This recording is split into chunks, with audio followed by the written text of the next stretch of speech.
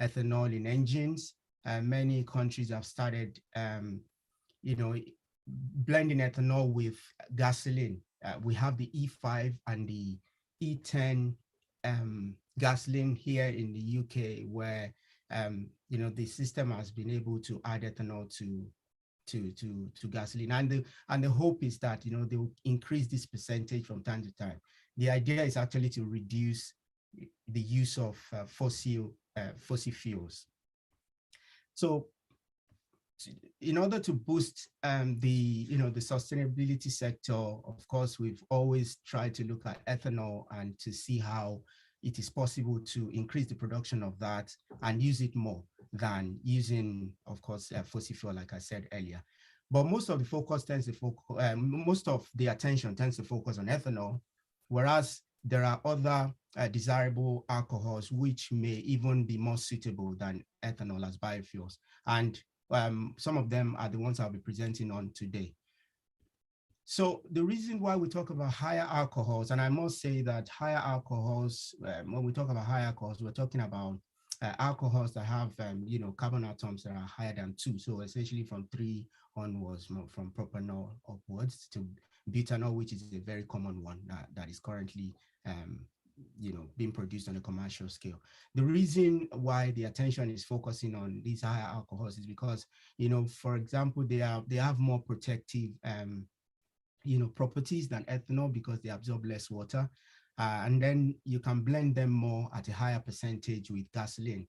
It's quite difficult to increase the percentage of ethanol that is blended with gasoline at the moment. And then, of course, they have better octane rating and higher energy density. As I've suggested here, isobutanol has 26%, produces more 26% energy than ethanol. An interesting thing is that, plant waste are sources of, amino acids, which essentially are precursors for the formation of these higher alcohols. So the resources are available, as we know. There are so many plant wastes that we generate as a country, which we don't currently take advantage of. And maybe as we try to look at ethanol, we may just also try to focus on how we can utilize this for producing more suitable alcohols. So many people tend to produce these alcohols using systems like Clostridium and E. coli because like Clostridium also has a native pathway for producing butanol. But we decided in this work that it was necessary to look at yeast because yeast has its own degradative pathways for making different alcohols from amino acid. And as you can see here, I've just suggested here or have shown here the degradative pathway for a higher alcohol production. So it involves these 3 steps, and this pathway is actually called the Ehrlich pathway. And just to say that most of these alcohols are produced as byproduct of or as what you'd call side products of ethanol fermentation. So when the substrates are fed into the system, apart from ethanol, we also get very bad, what they call bad alcohols. That's why they are termed fusel alcohols. So they were getting these bad alcohols, and it was imparting negative properties to wine. But later on, Ehrlich was able to elucidate this pathway to show that it involves these 3 steps. And then, of course, now we know that we can take advantage of these compounds as biofuels. And like I said, this is a pathway. It involves transamination and decarboxylation and then reduction to form the higher alcohol. And these are just examples of amino acids and their respective degradative pathways to form each of these respective alcohols. But what I would like you to note is there are so many enzymes involved in each of these pathways. So to actually achieve huge success in this regard, I suspect that it will require, altering or deleting probably more of these enzymes, but we don't really have, I didn't really have that much time to do this. And as I said, people use different mechanisms to optimize the production of these compounds. What we were trying to do in this project was to just use a native system that already exists in yeast. So I would try not to talk too much about each of these figures that I've written here, that I've shown here, because they may look a bit complicated. But what I want us to just know is that the process, of translation initiation, the previous speaker talked about gene expression. So translation is actually one of the stages in gene expression. And the process starts with translation initiation. And these are the various stages that occurs before that translation can happen.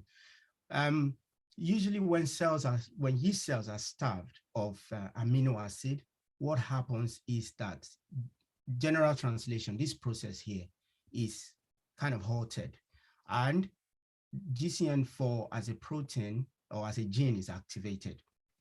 Now the role of GCN4 is actually to regulate or to upregulate biosynthesis of amino acids. And there's a general control mechanism involved in this, such that even starvation for one amino acid will elicit a general control response. So GCN4 will actually activate genes involved in so many other amino acid biosynthetic pathways.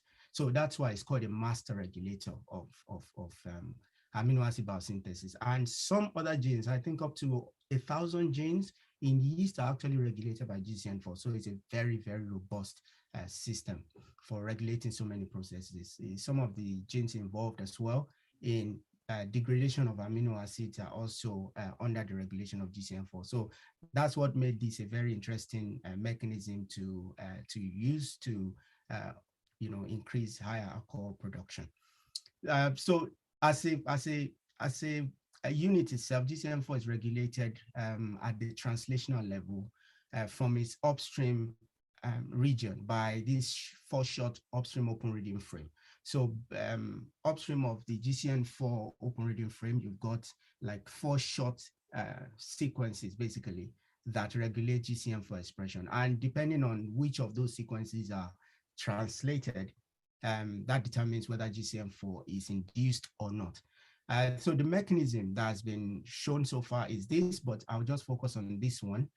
So when the 4 upstream open reading frames of GCN4 is deleted, what happens is that we get high level of expression of GCN4.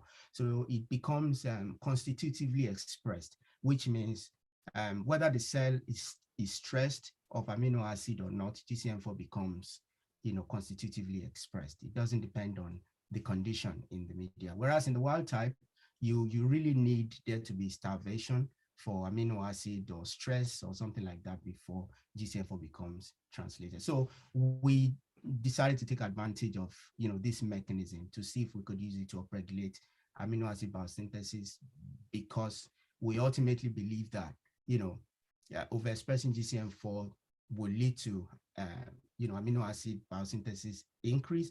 And then since yeast doesn't basically do anything with these amino acids, it just degrades them and moves the the carbon around.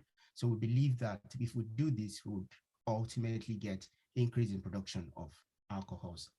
So the approach adopted here is what I've shown here. First was to see which groups of amino acid, when added in excess to media, will form which alcohol. So that's the first step. And the next thing I did was then to develop a yeast strain that is capable of making all the essential nutrients that not all the essential nutrients, but it's prototrophic. So you don't need to supplement it with maybe any amino acid. So I made that strain. And then, of course, I integrated a mutant form of GCN4, which has constitutive expression of this gene, to see if that would increase the production. And then finally, to now target specific competing pathways to delete genes involved in those pathways to see if I can force the flux towards production of target compounds. So like I said, I would go through the methods fairly briefly. The plasmid containing GCN4, with its in its wild type form was sort of digested using restriction enzymes, and then the fragment was cloned into a compatible plasmid, because not you need a yeast compatible plasmid to express this protein in yeast, basically. And then the next thing was to replace the upstream open reading frame of the wild type GCN4 with the mutant form. So I would have two different plasmids now. We have the wild type, and then we have the off-less one. The off-less one is basically the one with the 4 upstream open reading frame deleted. So essentially that's a constitutively expressed form of GCN4. And of course, when this was done, I validated this using restriction digest to be sure that I had the correct plasmid. Then after this, I developed the yeast prototrophic strain using these steps that I've highlighted here. It involved mating of haploid yeast strains, selecting the diploids on, selection media, and then sporulating the diploids to get the haploids, and then checking for mating types specifically, because Saccharomyces cerevisiae has 2 opposite mating types, the A and alpha mating type. So it was necessary to check for the mating types. And then I did a growth curve assay to see how well the strains were growing. So if you look here, the 2 strains that I made are the one in blue and the one in green. And these are the individual parent strains that I used to generate these 2 strains. This is the doubling time that is presented here in this figure. So it just tells you how quickly the cells are replicating, basically. And you would see that this has a higher doubling time than this one. So it suggests that this is a little bit slower. And you can see that, of course, in this growth curve here, that this strain is slower. So I picked this because it has comparable doubling time with its parents. So I continue with this strain, basically. And then the next thing was to obviously delete this, the native GCN4 in the prototrophic yeast strain that I just described.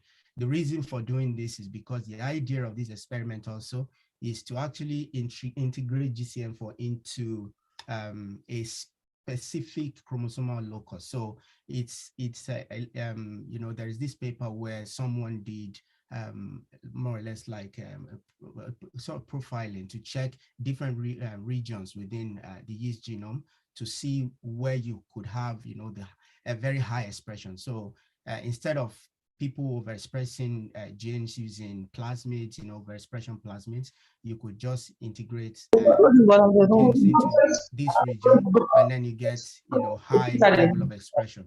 So essentially, that's what we try to do here. We first of all deleted GCN4 using this Kinemax, and then, of course, proving this by PCR verification methods. Then the next thing was to integrate the wild type and then the constitutively expressed form of GCN4 into that chromosomal locus that has been selected for high expression. And then, of course, I verified this using, both selection media as well as PCR to do this. And these are the respective band sizes that I should expect from that. And then finally, the next thing I did was to check whether these strains were expressing GCN4 as I would want. There is a Western blot aspect to this as well, but I'm not presenting that. But in a nutshell, the Western blot just proved that in this one, where we should have the constitutively expressed GCN4, whether the cells are stressed or not, we actually were able to, assay for GCN4 in the Western blot, whereas the wild type was only present when there was starvation, as we expected. And in the delete strain, we didn't see anything. So that's just a further confirmation of this result here. But just to describe what this result is suggesting, 380 is actually a chemical that we add to SC media, which is synthetically complete defined media, basically. So you add 380 to the media, and what 380 does, it mimics histidine starvation. And as I've described before, when you starve yeast cells of a particular amino acid, what happens is that GCN4 is activated. So because we've got the constitutively expressed form here, you can see that the cells were able to cope with higher concentrations of 380. And then, of course, the wild type cell was able to do that as well. But the one without GCN4 was at some point unable to respond to stress. So this just actually showed that these strains were fine. And then quickly, I'll just try to talk about some of the results that I have. Some are not very conclusive, but I'll still just talk about them. So this is just a chromatogram, a representative chromatogram that we get from the GC whenever we're analyzing our samples. So the samples normally will be, we collect samples daily and filter them down, and take them to the GC machine where a standard has already been prepared. So each standard would contain about 1% ethanol and 100 parts per million of isobutanol, and also about 100 or 500, depending on which of the standards. I use these two standards anyway. So the difference between those two standards is just that the concentration of amyl alcohols here is low compared to this. And this is because I wanted to account for sometimes the increase in concentration that you get, depending on the media that you actually feed to the cell. And the other thing I wanted to say here is that I use the word amyl alcohols here to represent isoamyl alcohol and active amyl alcohol. So the 3-methylbutanol and 2-methylbutanol are summed up together in this. And the reason is because it is very difficult to separate the two peaks that come from these two compounds. The peaks always merge, so it's very difficult to do that. So the agreement was to just go ahead and sum them up together in the result. So the amino acids were classified as shown here under different groups: aliphatic, acidic, and all the way to sulfur-containing amino acid. The only group that I didn't use for this project was the aromatic amino acids like phenylalanine, tyrosine, and others. It was just to make it a little bit easier. So the other thing I want to emphasize is that the concentration of each of these groups that were added was 150 millimolar. And that's like 5 times the concentration of the normal ammonium sulfate that is used in SC media. So an ammonium sulfate was used as the control. So just one of the results I'm presenting today. You would see, if you look at these results, so the culture was, of course, a liquid culture. So it's grown for about 5 days or thereabout. And the cells were seeded in at a very low concentration of about 0.01. And the condition, as you can see here, is, the cells were shaking for 180 revolutions per minute, and the culture was grown at 30 degrees Celsius. And the media is SD media, so it's a defined media. And that helps me to know specifically what I put in this media. So you would see that in terms of growth, most of these groups of amino acids supported growth nicely, except for a few groups that were not very good at supporting growth. And also ethanol production was fairly similar among these groups. But the difference, if you look at isobutanol production and amyl alcohol, is actually from the aliphatic amino acids. So the aliphatic amino acid seems to give more concentration of amyl alcohol and isobutanol. So suggesting that this group of amino acid is the most utilized to form these target compounds that I'm interested in. And the next thing was to now look in between the aliphatic amino acids to see specifically which one was given the higher concentrations of these alcohols that I was measuring. And as you can see as well, alanine mostly was metabolized or broken down to give isobutanol, and you see a very massive increase in the level of amyl alcohols that we get from leucine. Most of the other aliphatic amino acids were not really very good at breaking down or being broken down to give leucine, to give amyl alcohol. So these are the primary amino acids that I know would actually give this. This is not, it's been reported in some works as well. So after making the prototrophic strain, I actually checked in YPD to see, sorry, I actually checked in YPD to see the production of these compounds. And what I did see, although the result is not here, was that in the strain that constitutively expresses GCN4, we had an increase in isobutanol production compared to the wild type and the GCN4 delete. So suggesting obviously that there was an increase or a boost in the production of in the biosynthesis of amino acid, and that was probably what led to increase in the degradation of those amino acids as well. But the other thing I wanted to also check was because the concentration I got under that condition in YPD was not essentially that high, basically. So I wanted to see what happens if I fed leucine in particular into the media at high concentration. And as you see here, it looked like addition of leucine activated, the degradation pathway coupled with the constitutive expression of this protein itself. We see that there is a high level of these individual alcohols that I got from this. So this suggested probably that the constitutive expression in itself is good, but it's not so good as to not require, some exogenous application, probably to activate some other genes, because there are a lot of genes involved in this process.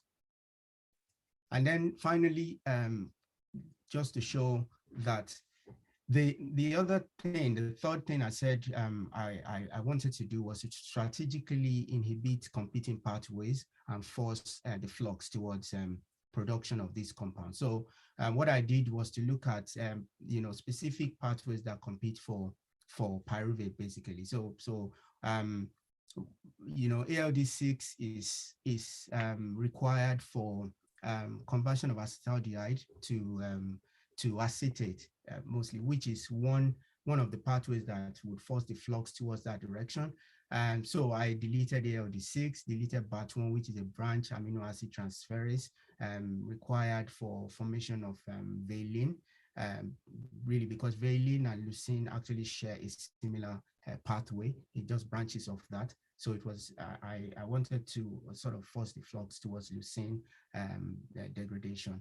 And then the last thing I did was to delete pyruvate decarboxylase, which is necessary for forming acetaldehyde. It converts pyruvate to acetaldehyde, and then that leads on to form ethanol. Because if you see here, most of the products still go to ethanol, basically. So it looks like yeast is optimized for the formation of ethanol. And most of the attempts that researchers, even in my former lab in Manchester, have done to actually reduce this ethanol production, to increase all these other metabolites, or sometimes leads to a compromise in terms of the growth characteristics of these strains.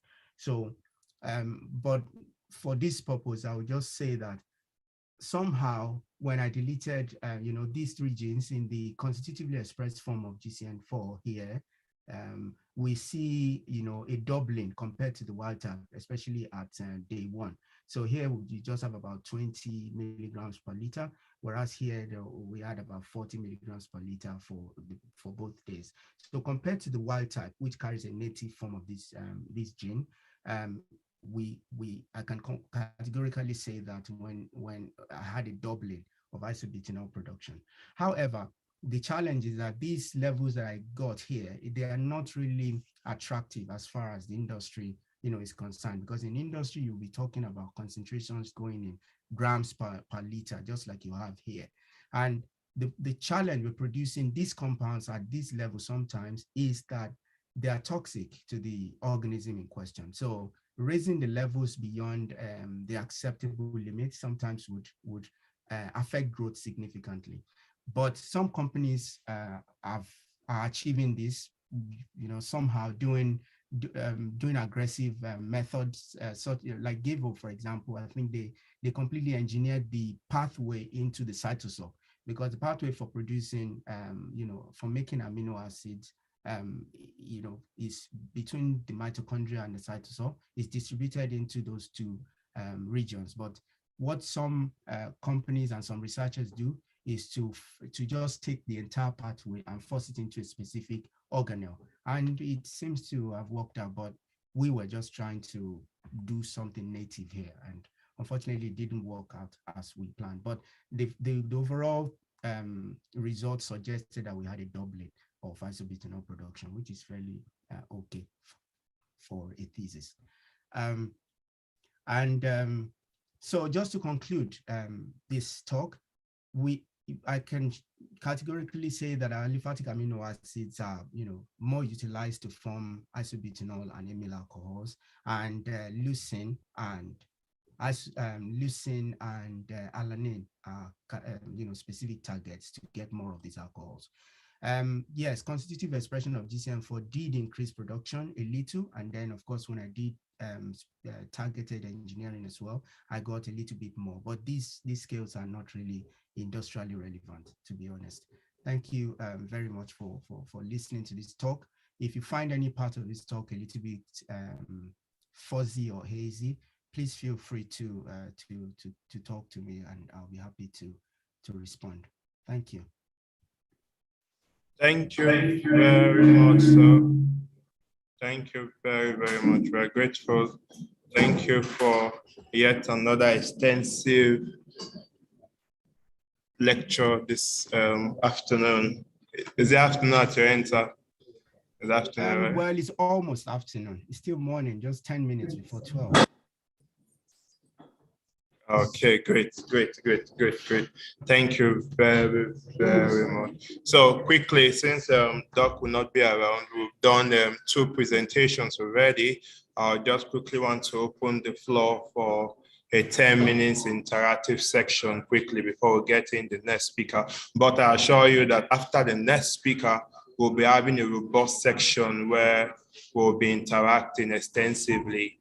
But if we have a quick one for Dr. Oame, we can just ask directly now.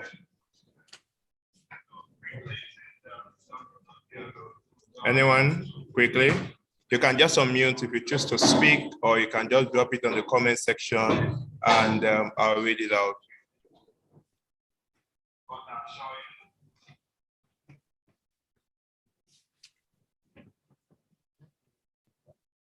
Please feel free to ask anything if you. Oh, sorry, perfect. Okay. What did you say, sir? I didn't hear what you said.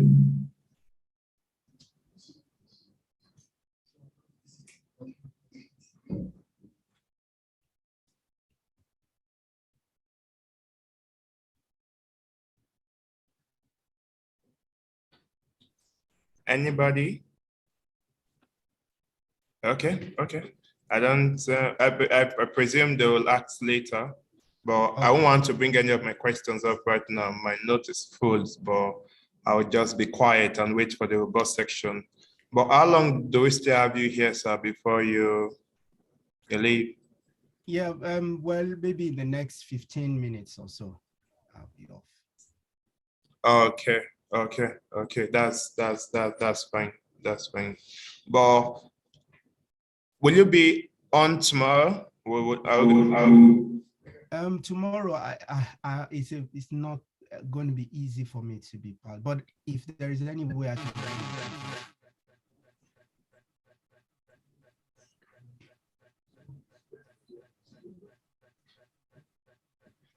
So what is it? Hello, sir. Can you hear me?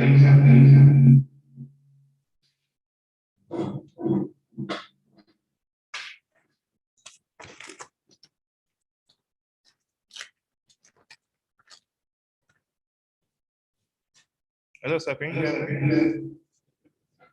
Okay, I think it's internet issues at the end. Okay, so we're moving to just a minute.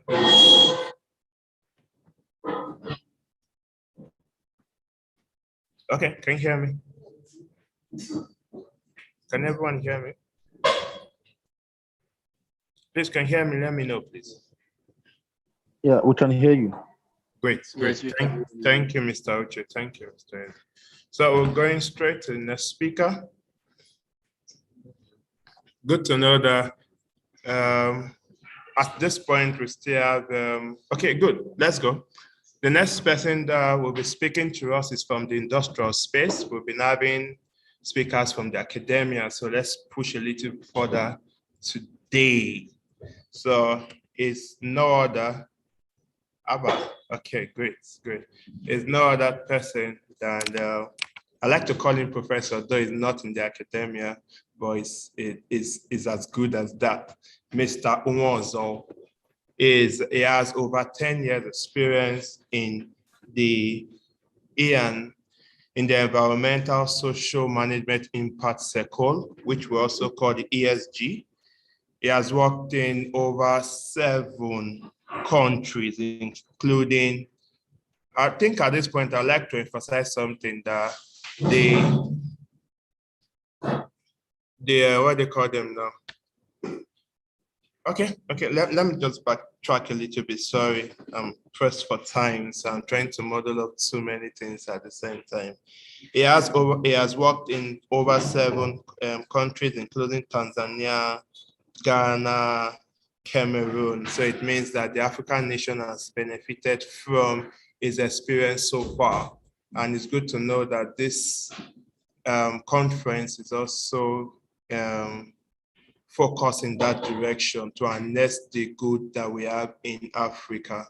So now we'll allow Mr. Wozo speak to us. Mr. Wozo, you are welcome, sir. Thank you very much, Precious. Hope you can hear me loud and clear. Very well, sir. Okay. Thank you, everyone. Good afternoon. It's a pleasure to be here and to share this stage with such great speakers. I've been humbled by the wealth of experience shared by previous speakers, and I've actually been taking notes and also learning.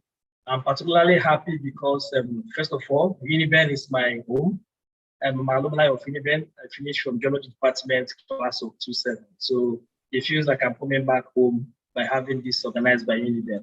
And also, secondly, because I'm a firm believer of collaborations between industry and academia. So I like such environments or forums where this knowledge are shared, because there's always 1 or 2 things that we can learn. So this afternoon, I'll be speaking to the topic Environmental and Social Impact Assessment, a pillar for sustainable development. And this presentation is into 4 places, right? So I'll look at the concept of sustainable development briefly, and also explore our world in crisis in terms of environment and social issues, where we are, and such turbulence. And also the third part of it, we look at the concept of EIA and why it's such a good pillar or a lever, a vehicle to drive sustainable development, if we really allow it to achieve its full potential. Then concluding, I'll just look at, okay, what is the way forward, suggested things that we can do to improve the process. Now, looking at sustainable development, I mean, the universal definition that we have from the Brundtland report is that it's basically us meeting the needs of the present without compromising the needs of the future. But it's important for us to understand that before we go to this point, it's been a journey, right? So you have the West at the time industrializing. That was when you had the first industrial revolution, the second industrial revolution, the third one. We're currently arguably in the 4th one. And during these processes, it became clear that at the rate at which we are developing, and somebody, even though we're getting it right on the economics, the social, the ecological system was a bit at the brink of collapse. And I think eventually people got that consciousness, and several studies followed up. And I think we reached a realization that, look, this earth is finite in its natural resources. So population is expanding, but it's the same earth that God has given us. So we need to really press the hot on the brakes. And sustainability, as it were, then was more focused on economics, right? But now they've tried to say, you know what, this should be focused on not just the economic of lifting people out of poverty, giving people good jobs, having growth at national levels. Let's also make sure that there's a balance between also the social aspect of it, the social balance, and also the environment, the ecological systems are able to sustain our growth. And that was what led to this. The high point was when the world had these nations where they commissioned Brundtland, which is the Brundtland report, to now do a study, which he did, Our Common Future, where he summarized, had the first template on what sustainability development is all about. And other concepts came along. We had the triple bottom line, where we said, okay, 3 Ps, the concept of people, planet, and profits, right, which is 3 Ps. Also, we also had the concept of circularity, circular economy, having to recycle some of our waste to conserve our natural resources. So all these dovetailed down into the Millennium Development Goals, which was meant to start from 2000 to 2015. There were 8 of them. Reduce poverty, ensure universal basic education for everybody, reduce the spread of HIV. So, I mean, it was argued that that was achieved, even though there was some gaps in the African or developing economies. And that was what now made this, going into 2015, the world sat down again and said, look, let us have a more robust path to sustainable development. And that was when they came up with the SDGs, which is the 17 SDGs. And these 17 SDGs, it combines the 3 Ps, which is profit, planet, and people, with 2 Ps, which is peace and partnerships. So we have 17. Precious, can you unmute the person? It's kind of distracting me a bit. Yeah, ready.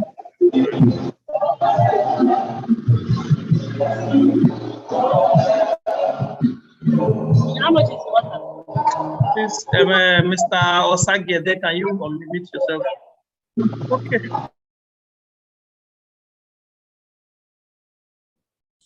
Mr. Waza, please kindly unmute and continue. Is it okay now? Yes, it is. Okay, let me just zoom it up. Okay, fine. So in a nutshell, what we have as today is the SDGs, which will take us from, I think they'll have a lifespan of 2015 to 2030.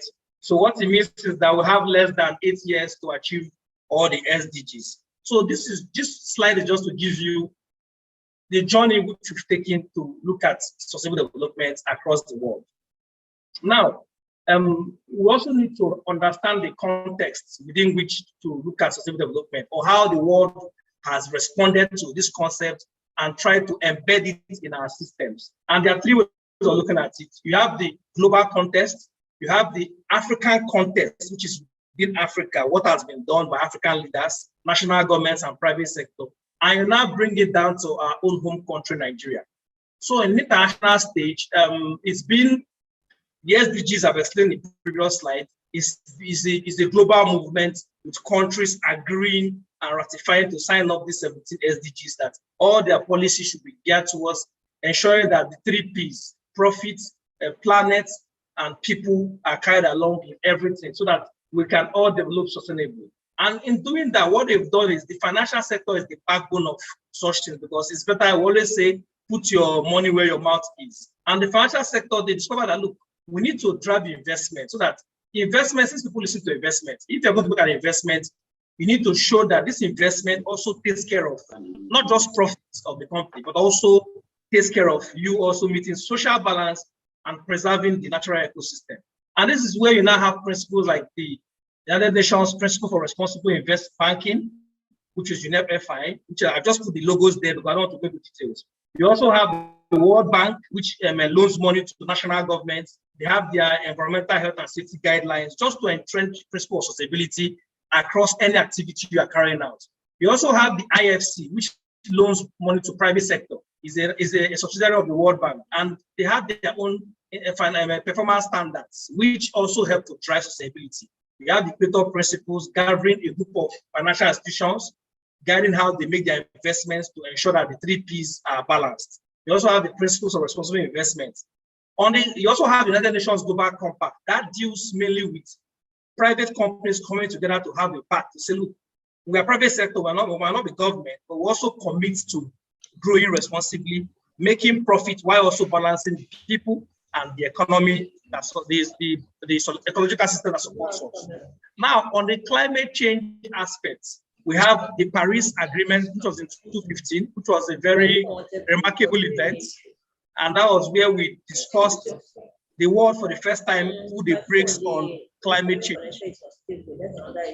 Sorry, Dr. Joy, can you mute your mic, please? That was where we put the brakes and agreed to have this Paris Agreement.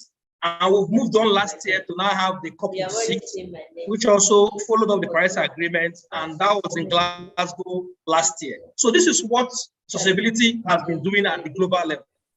Now, coming down to the African front, we have the African Union, which have their Agenda 2063, which is where they summarize their philosophy on how Africa should grow. And of course, for Africa to grow, Africa also needs to make use of the natural resources, which I think other speakers have spoken extensively about, both in biodiversity resources and natural base metals, like Mazi has spoken about.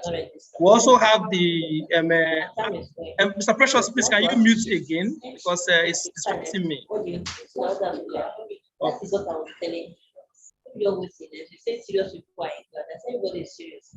Dr. John, please, can you mute your mic? Let me start next week. Okay. Yes. Okay. So on the African side, you also have the African Continental Free Trade Agreement, which also is more like making Africa. So you say by next week. Precious, please, can you mute the speaker? Next week we'll just start here, please. So everybody can get the class together, please.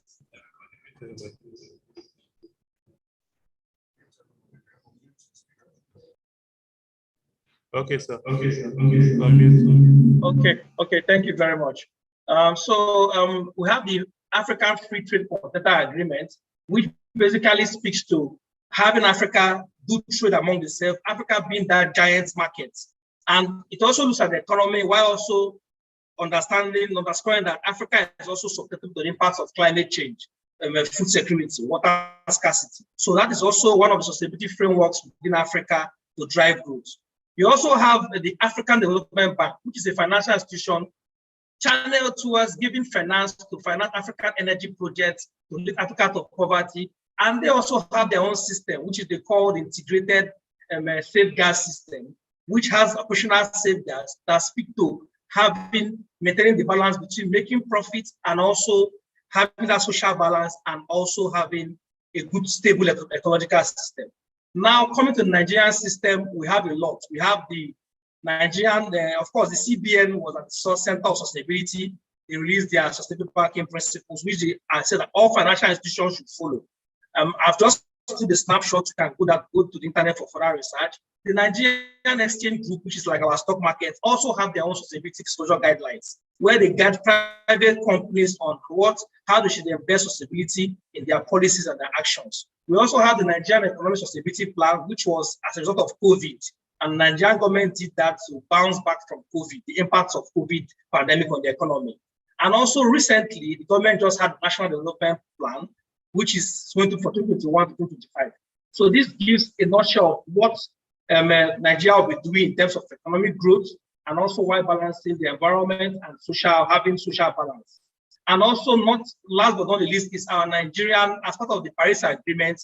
You know, when you have agreements at the Paris International Conference, it's expected that you come back home and ratify one agreement. So Nigeria committed to what we call the NDICs, Nationally Determined Contribution. So this was our own pledge to reducing climate and carbon emissions. And that map you see there summarizes our pledge. I won't go into details. So in a nutshell, this is the international, global, and regional context of sustainability, both at the global level, at the African continental level, and the Nigerian level. And one thing is at the heart of all this, that is the concept of environmental and social impact assessment.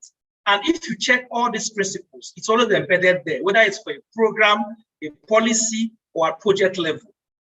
Environmental and social impact of every action is very important. So you understand what are the opportunities and what are the risks. So that is just in a nutshell to give us an idea of the concept of how far we've gone with sustainable development. Now we have a world in turmoil, a world in crisis, both from an environmental angle and social angle. You see from the picture, you see we have flooding. That picture there is a picture of flooding in Lagos. You can see the yellow bus in Lagos. Then also this flooding is not only in Lagos. You have it in Asia. You have it in, even last year, Europe, Germany had a very serious flood. You also look at biodiversity loss through the deforestation with very huge impact for wildlife. You also have the issue of forest fire in the Amazon, which has depleted a lot of biodiversity loss. You also come and look at the ocean being very warm, leading to being more acidified. And the impact again is, you see that the coral reef in that picture is becoming bleached because of increased temperatures. I know Professor Suji already mentioned things about how climate can impact biodiversity, and I don't want to go into that.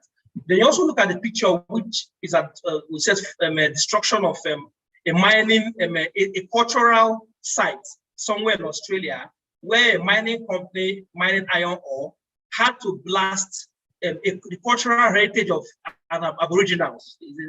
It's true they said they inhabited Australia the first time. There are cultural sites which they hold there for 48,000 years. These sites have been there, but they had to be blasted because they needed to extract natural resources, which in itself is a big social issue. Then, of course, you have the human rights abuses at the mining sites. As Matthew Ogomo said, because we are going to an era of trying to mitigate climate change, it means that the base metals will have more focus. So mining metals to use for renewable energy, for our phones. And that picture you see there is a picture of Congo DRC. And what you can see there is their children doing slave labor. So this is child labor, is a social issue. There's also instance of forced labor. Then, of course, our own Nile Delta, where you have oil spills contaminating our freshwater resources and the creek. And all this just shows that the world is in turmoil. And then I want to ask yourself, why is it that the world is in so much turmoil? A simple reason is because of overpopulation. If you look at the graph on my left, you see that we are looking at 2050 getting to 9 billion. Don't forget, the Earth has not grown in size. It's still that same Earth. It's still the same ecological system giving us ecosystem services. We rely on it for our food, our medicine, our natural resources to grow.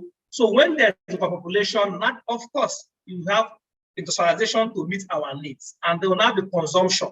And when consumption occurs at very unsustainable levels, you have our natural environment deteriorate, you have pollution of water resources, you have contamination of air sheds, air quality is not good, you have human-induced climate change, like the graph you have on the far lower left, you see how global carbon emissions are rising, and they are going to continue rising if we don't do anything. And of course, when you lose biodiversity acts like a buffer between us and some diseases, some pandemics. So when it's been argued that, look, these pandemics we are having now, like Ebola, COVID, is because biodiversity is becoming a bit, there's no buffer again, it's threatened. So these diseases, humans are becoming more exposed. And of course, we all know what COVID has done to us in terms of impact. Now, this is just for some context, right? So this is the Global World Economic Forum Global Risk Report, which we published for this year. And if you look at this, you see that environment and social risk account for 80%, 8/10 of the issues, from the climate action failure to extreme weather, to biodiversity loss, natural resource crisis, to human environmental damage, social cohesion. You have unrest all over the place. You have migration. You have several things happening.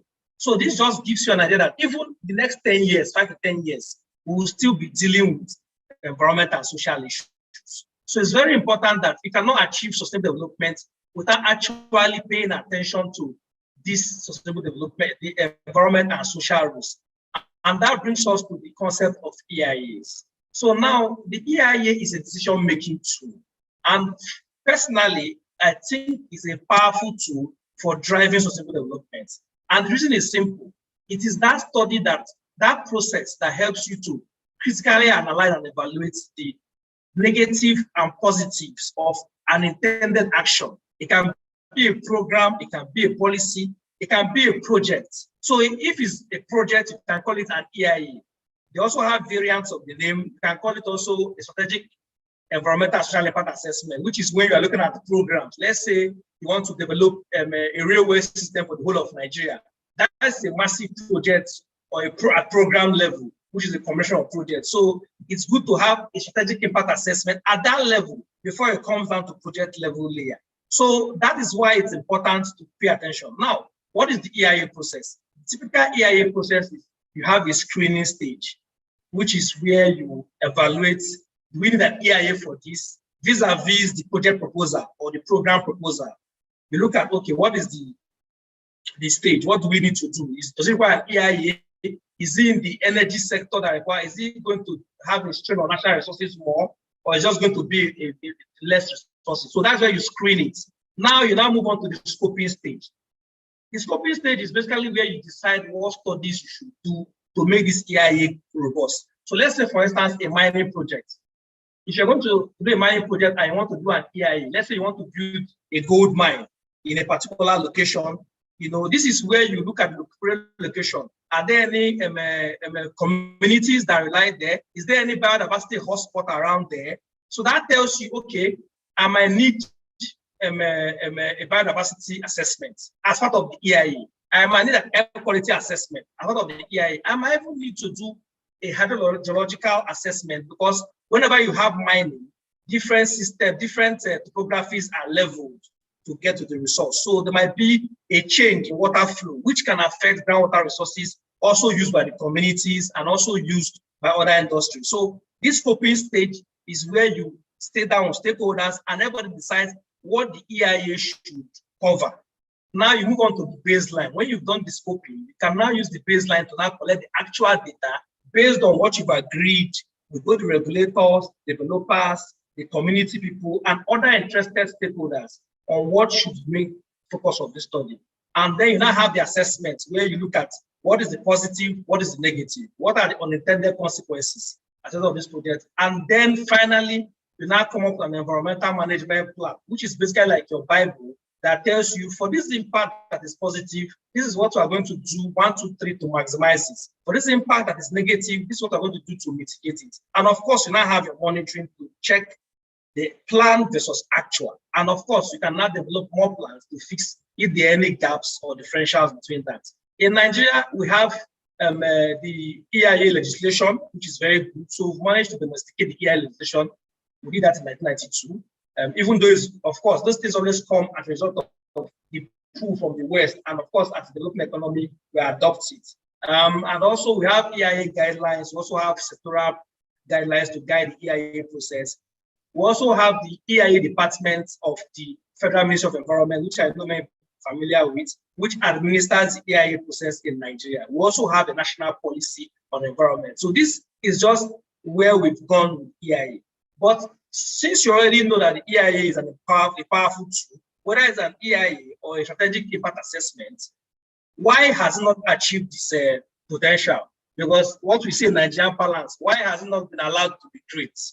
Now, before then, let me go to the journey. This slide just shows you how far we've gone. That the USA were the first, US EPA were the first to have an EIA requirement in 1970.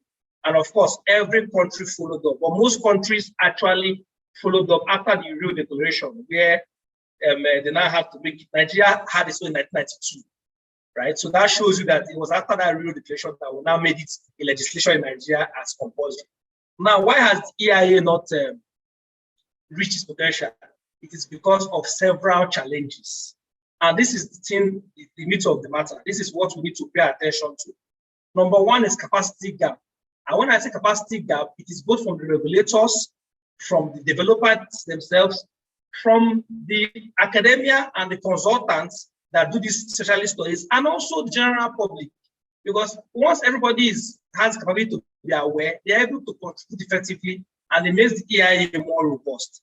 And capacity gap comes in various forms. One is in technical knowledge.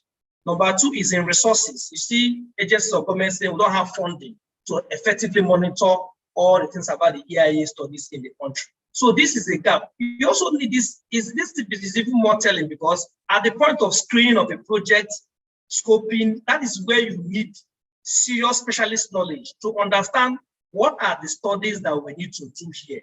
Because if you go ahead for a mining project and you miss out, you do a poor scoping because of lack of capacity, that EIA is as good as, it's not valuable. It's as good as trash, because you can't really work with the findings of that.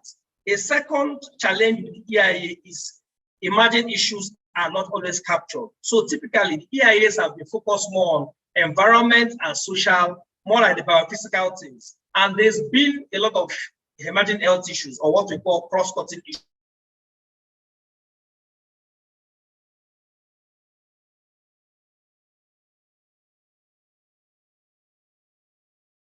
transboundary effects of impacts. You also have cumulative impacts. So the EIAs also need to capture some of these things. It is not currently doing that at the moment. Then number 3, which many of us are aware of, is, and it's very telling from an industry perspective, is an industry person is faced with several regulators administering the EIA process. And these regulators, there are often no linkages between them.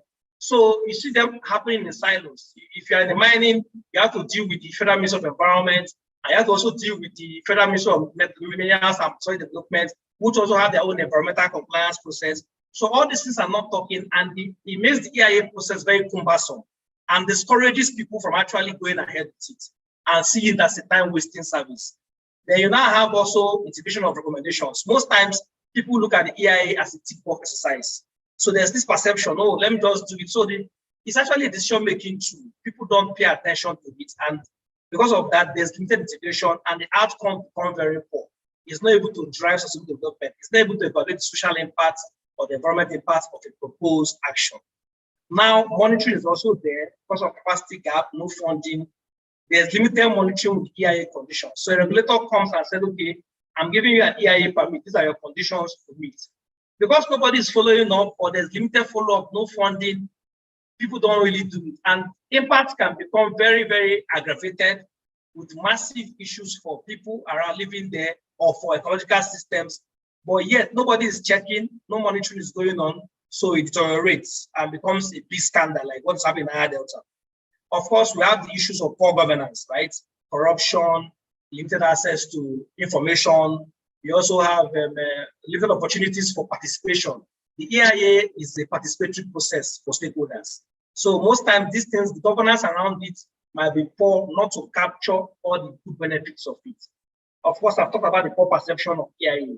Some developers have the mind that EIA are time-wasting ventures. So they just want to go out with the projects to start reaping the economic benefits.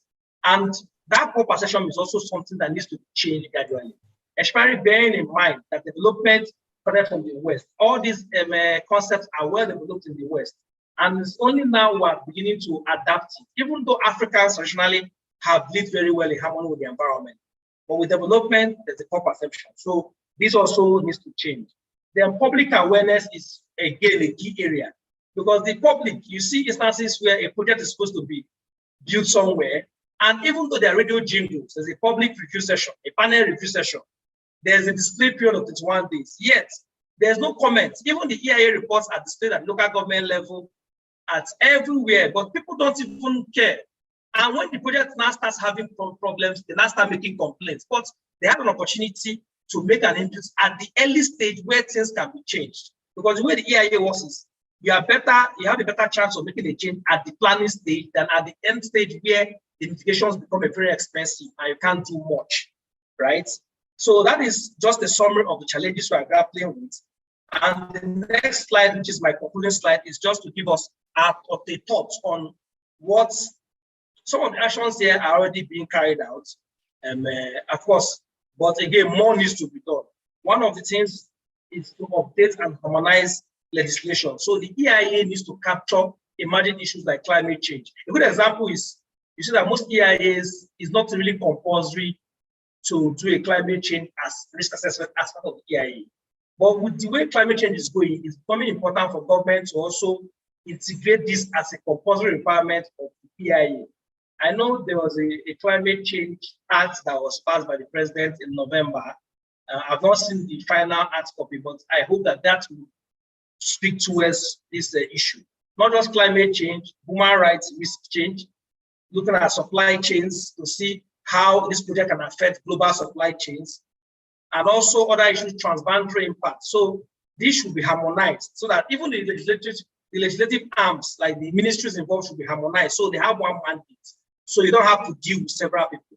A second one, which we all know, is strengthening our human and institutional capacity, just for regulators, developers, and that is one of the beauties of this awareness, this webinar we are having, because it's also an opportunity to share knowledge.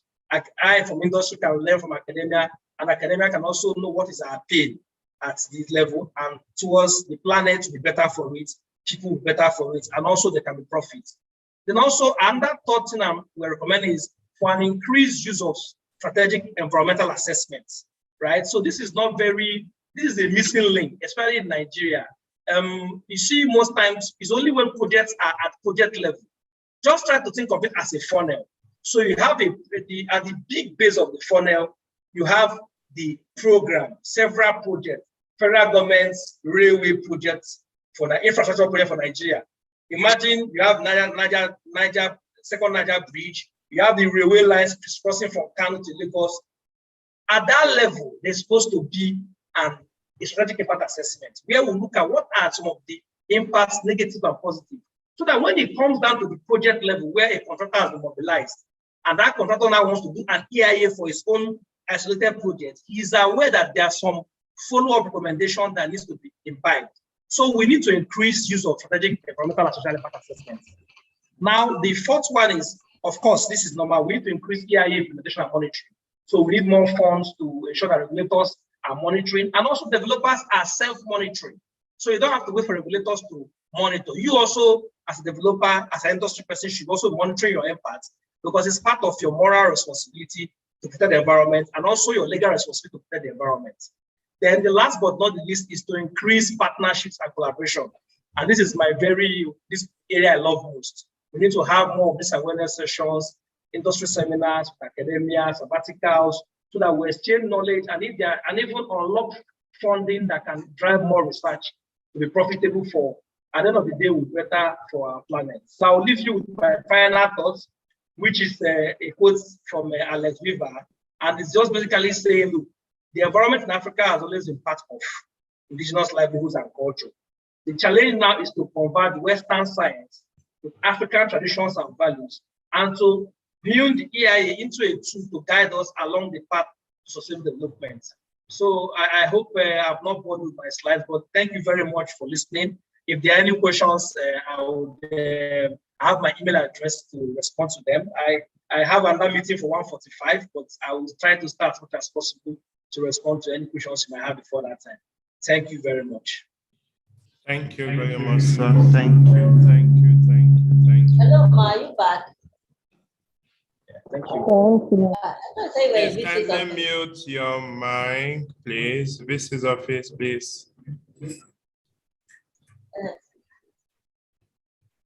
Okay, so at this point, I'd like to open. Oh, please, can you mute your mic, please? Okay. Okay, at this point, I'd like to open the floor for questions. If you have questions, kindly start throwing them in. You can unmute and just ask your question quickly. I want to start the section. Then quickly, before questions start coming, I've been saying, send me the slides, send me the slides. That's not an issue. If you registered and your emails are already with us, we will do that. We'll do much more than this that you have asked. So tomorrow is another section too. So we'll compile everything at the end of the day. We'll push everything out to you. So who is coming with the first question? Who is ready? I don't want to be the first to do that. Who is ready? Who is ready?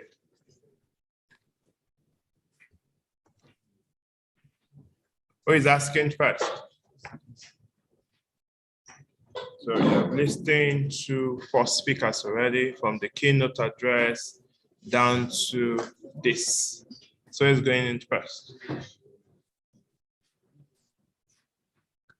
I'm trying so hard not to be the first, because I don't want to take over the whole section. I have my questions cut out for me.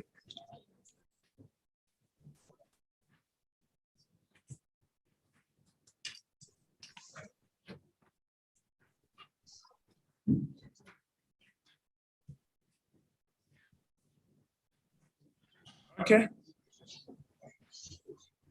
Okay, let me start from the last speaker. Mr. Walls also. You're still here, right? Yes, I'm here. Okay, great. The first, my attention was on the capacity gap, which talks about resource and technicalities. So with this in mind, how can we bridge this gap? Because it's a fundamental gap that I've come to see that it affects almost everybody. So how can we reduce this gap? Yeah, so what I want there's no wrong answer. But I think the thought that immediately comes to my head is we should have more roundtable discussions specific to industries between academia and industry. And I'll give you an instance, right? So sometimes, in some sectors, there are certain needs that academia can fill in. But if there's no, I know everybody is quite busy, industry guys are busy chasing to make profit. But again, if there are forums where academia, more like, apart from the existing forums like sabbatical leaves and the rest, where we have like a roundtable quarterly, just to probably let at the federal government level through the, maybe through the various, maybe NUC, Nigeria Investors Commission, or other agencies of government that are into educational institutions, where they can sit down with industry, maybe Manufacturing Association of Nigeria, Chamber of Commerce, to understand what are your top 5-6 needs. And then they can tailor probably curriculum or some other things to focus on those needs. So that way there'll be benefit for both. And industry can now be justified to say, you know what, this research will unlock something from me. What is in it for me? So if you're telling me as an academia, I need funds, I need funds, I need funds. Because a business runs on profits and they have to look at their shareholders. There has to be a business case for why I should dedicate millions of naira to a 5-year research or a 7-year research. Once that thing can be, once that gap can be bridged, I believe that funds can be unlocked and there will be a mutual benefit to both parties. So I think that is it's a bit long, but that's the answer I can give on that for now. Okay, that's fine. Thank you very much. But like a follow-up, I noticed that, okay, this is more like a direct question. We are coming from the academia, right? And 2-3 speakers before you are from the academia. Then you and Mr. Mazi are from the industry. I would like to ask directly, I believe you must have interacted with, or better still, engaged with most of the young ones that just left school and trying to get work placement. I would like to ask categorically, the current curriculum we are running in the institutional level, does it fit in to the realities based on industry right now? Because if we have to sustainably engage, we have to still bridge knowledge. And just like you said, the relevant knowledge has to be transferred from one generation to the next. So based on experience, so this specifically is to you and the keynote speaker, Mr. Mazi. What's your take on that? You want me to go first, or Mr. Mazi wants to go first? I was saying, Mr. Mazi wants to go first, or do you want me to go first? Anyway, you can just speak. Okay, so for me, I'll speak just specifically to the field where I play into, which is the ESG space, or what you call sustainability, or health and safety, or community relations, right?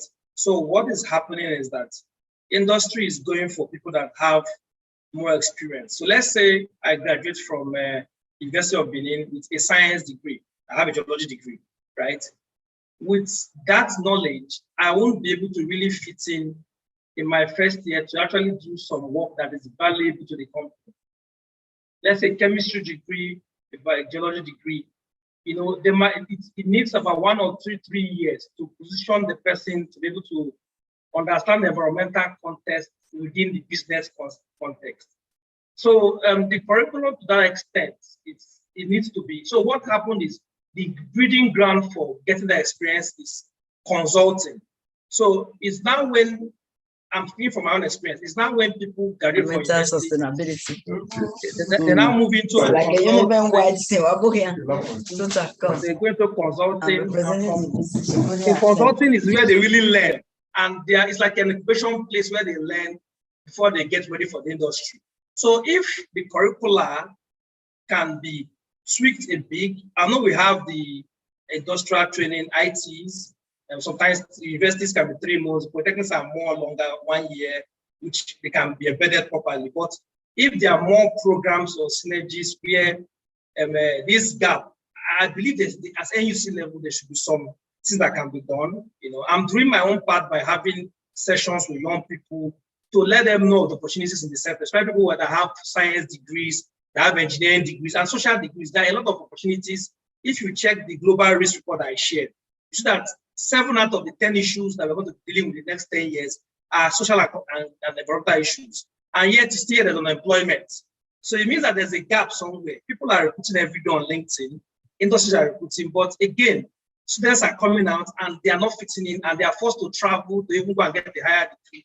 So I feel that we need to bridge that gap and there should be more collaboration at NUC industry level to sit down to look at this curriculum and see how they can be tweaked a bit to give students more opportunities when they graduate, you know, so that they avoid Israelite journey of having a zigzag movement, you know, and maybe eventually lose passion for the course they studied. So that would be my own modest contribution to that question. Beautiful. Thank you very much. Okay, some other persons have questions now. I'd like to entertain them. Okay.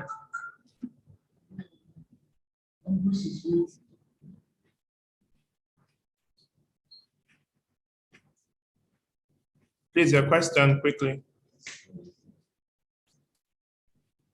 I can see your hands up, so quickly ask a question, please.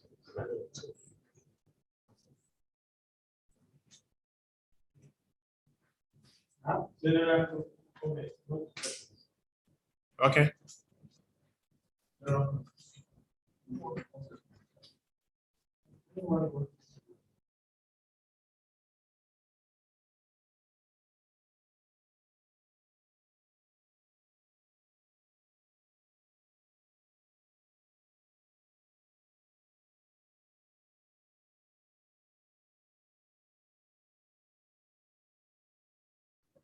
Okay, sir, you can speak, sir. Kindly introduce yourself, sir.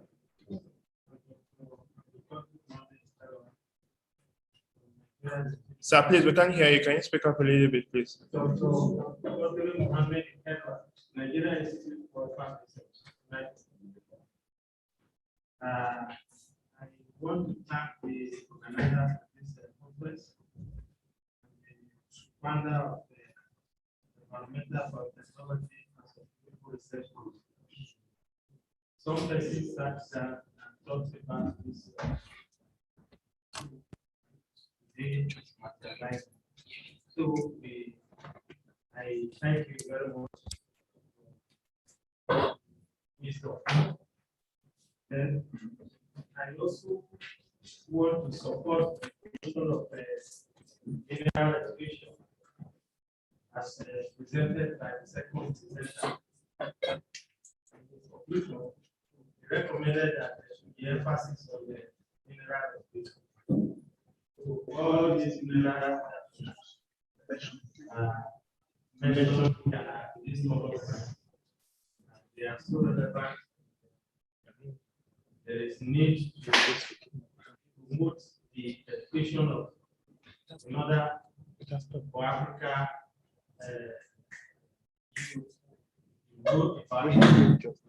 This will improve development in African countries.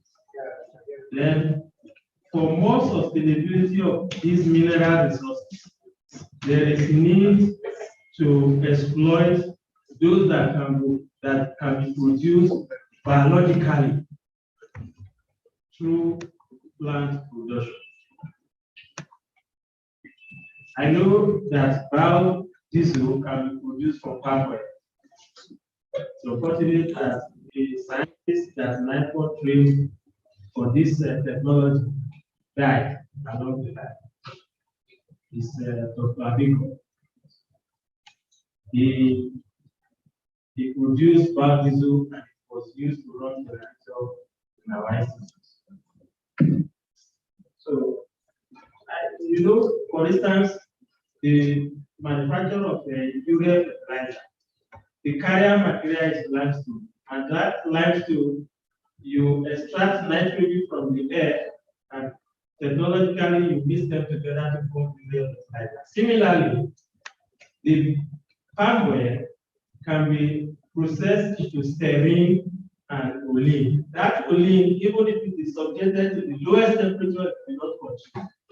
That means it can also serve as carrier material for barbecue or petrol. All you just need is to extract those minerals that are contained in barbecue that are not there in the stearin and mix them together, you get your barbecue. So with that, since palm oil can be produced, then there will be a continuous sustainability of the production of barbecue. So I want to thank the organizers of this conference. There is more that we can do together. There is need to see synergy between science and agriculture in order to make the sustainability of this mineral realistic. So thank you very much. Thank you very much, sir. We are grateful for that. Thank you, thank you. Okay, I can see Dr. Beckley's hand is up. You have a question? Yes, can I say something? Yeah. Okay. I want to thank the university management for the opportunity to make the various presentations we've had. I have a question. Okay, shall I? One of please, the noise on the background. Now, one of the drivers of sustainability or sustainable development is the doctrine of waste to wealth.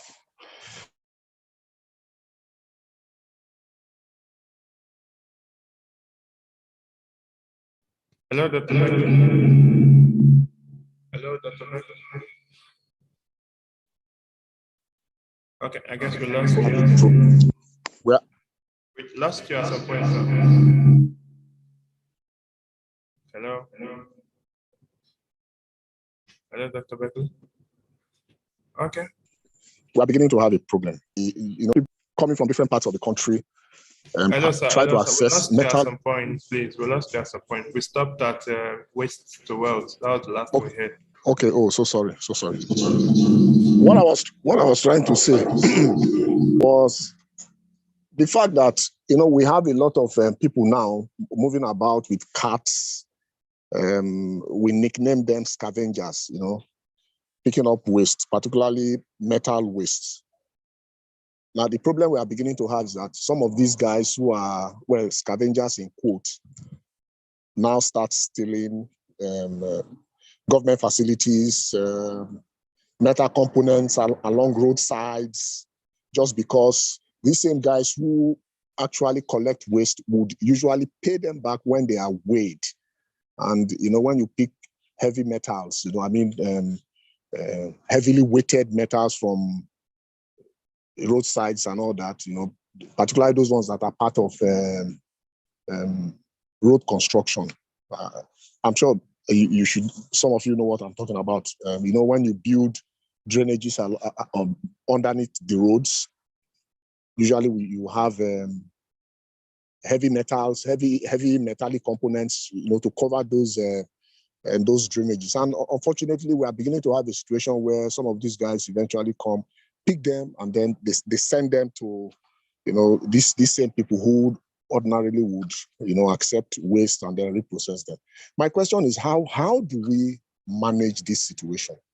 Because much as we try to try to encourage, you know, people moving around to pick waste so that, one, we are using one stone to kill two birds. We rid the society, rid the environment of waste.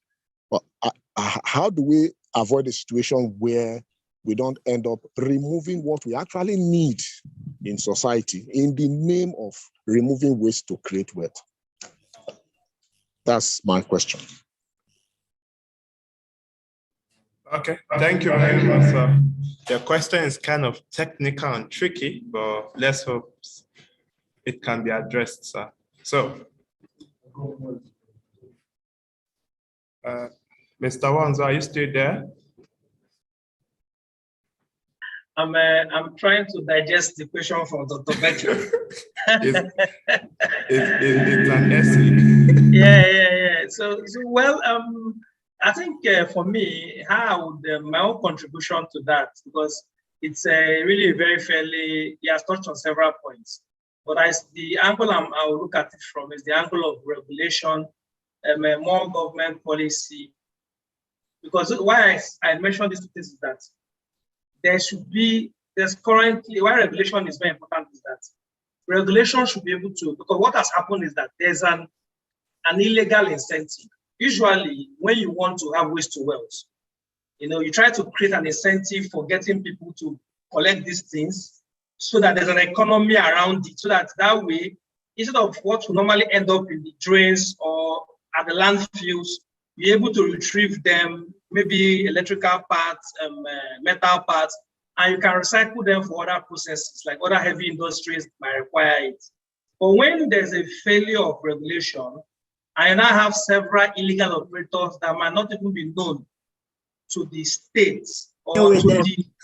I can now it creates room for this kind of illegal economy around it, where national assets can now be, people can be stealing armored cables, electrical components, they can steal rail track. We've seen people stealing even rail tracks that have never completed, all because metal is precious. So I think if there's regulatory, more regulation and more the government, there's more regulation around it, it can just keep only the proper incentive that is legal, not illegal incentive.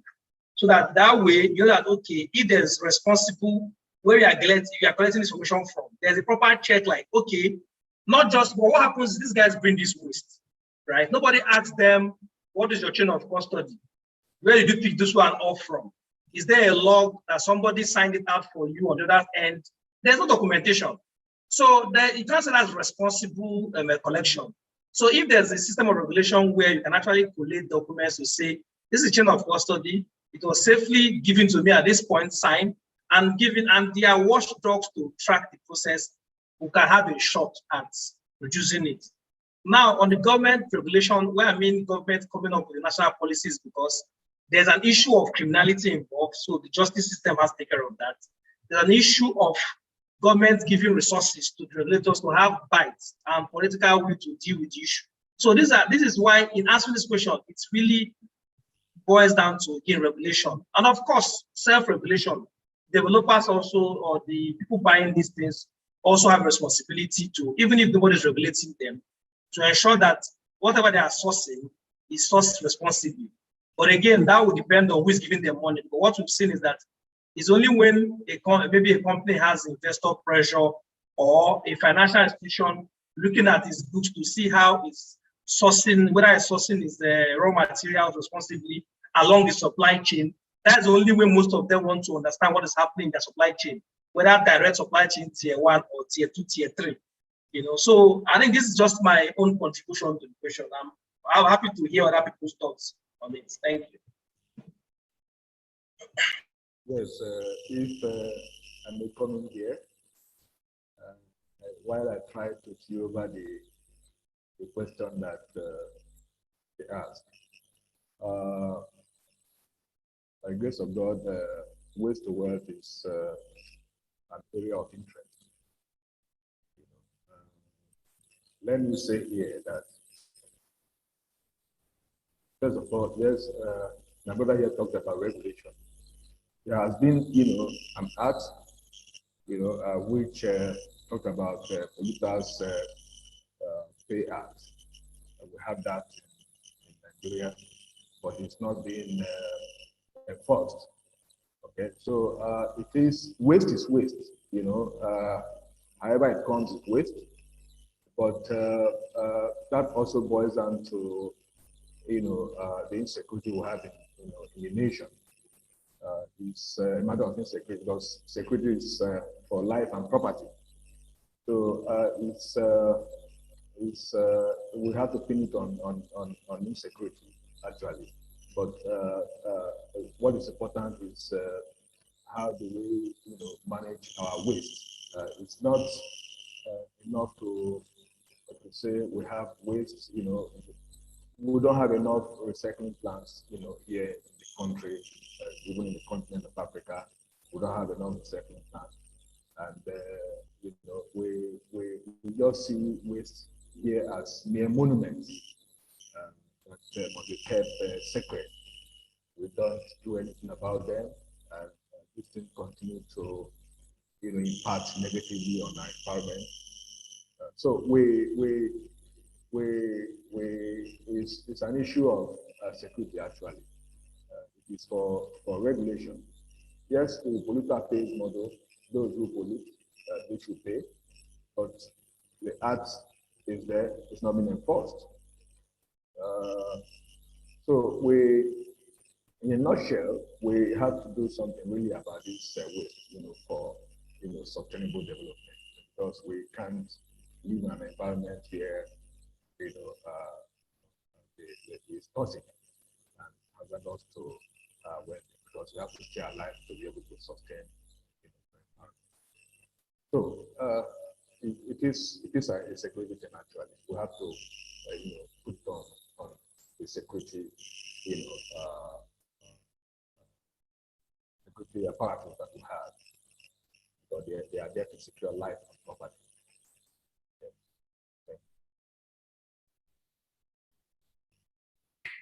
Thank you very much, sir. Thank you very, very much. Okay, we still have. I think drum on the road. Please, can you mute your mic, please? Hey, Shadi. Okay. I can say 2 hands up, but at this point, I'd just like us to take the last presentation for today and have close to 30 plus minutes for interaction. I guess that would be more robust and we don't have to pause for any other reason. So I'll kindly ask at this point, I have seen your questions. I'd like you to keep them coming on the comment section. We'll take every one of them. And also, please, at this point, I'd like you to just quickly pen your thoughts, your observations, your recommendations, so you don't lose them. So after this next speaker, we'll just have the conversation all together. So thank you very much for the engagement so far. I would like to introduce our next speaker at this point. Is no other than Dr. Ambrose Okeme. Please, are you in the building, sir?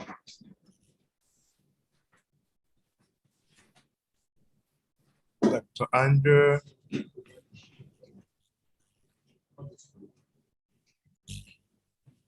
And while we wait for him quickly, I'd like to apologize at this point. We had so many people in the waiting room today. We actually exceeded our capacity. So what we did was to quickly set YouTube live. So tomorrow we'll be streaming on YouTube while we're on Zoom. And it's also worthy of note that we have been streaming for the last 2 hours. So please, for those of us that were not able to connect or had difficulties in connecting, I want to say we are sorry and we'll work on that subsequently. We had a large number of persons wanting to attend the conference, so we've been having a lot of issues. So once again, we are sorry for that.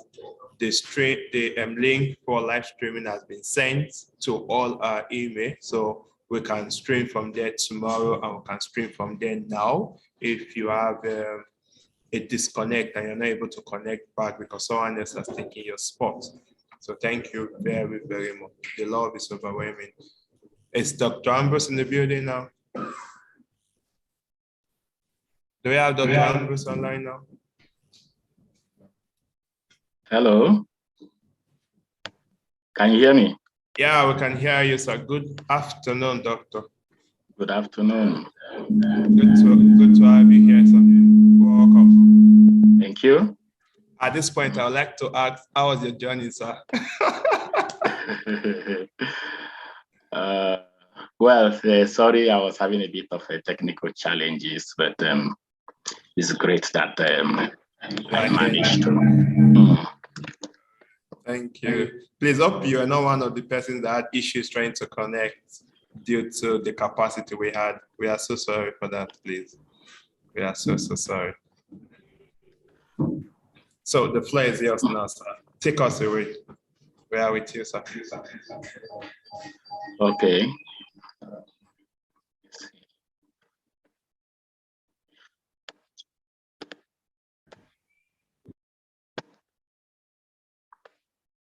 Just a minute.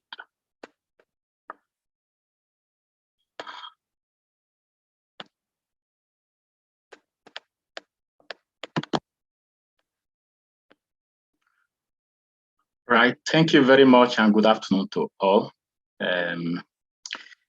It's a great honor to be part of this great movement, and also an opportunity to present part of what we have been doing this part of the world, developing a novel phytoremediation strategy in cleaning up of heavy metal contaminated soil. As we all know, remediation researches are getting great attention recently, and they offer a worthy strategy for cleaning up of soils contaminated with heavy metals and other pollutants.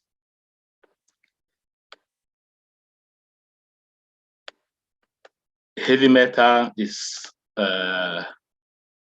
one of,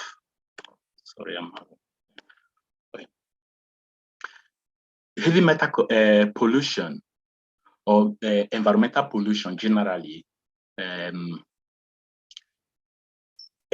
emanate from different sources. And some of the major sources of heavy metal pollution or general environmental pollutions could be from natural source, agricultural processes, industry, and the surge of interest in industrialization is one of the major headaches we have now in terms of environmental pollution. Domestic waste and other miscellaneous processes that contaminate our environment. And once our environment is polluted, the major problem will be the agroecological consequences. And once we have this problem, then the soil health will be in danger. And if soil health is in danger, then plant performance will be drastically affected. And contamination of plant grown on soil contaminated with pollutants will eventually pollute the food chain. And once the food chain is polluted, then all of us are in danger.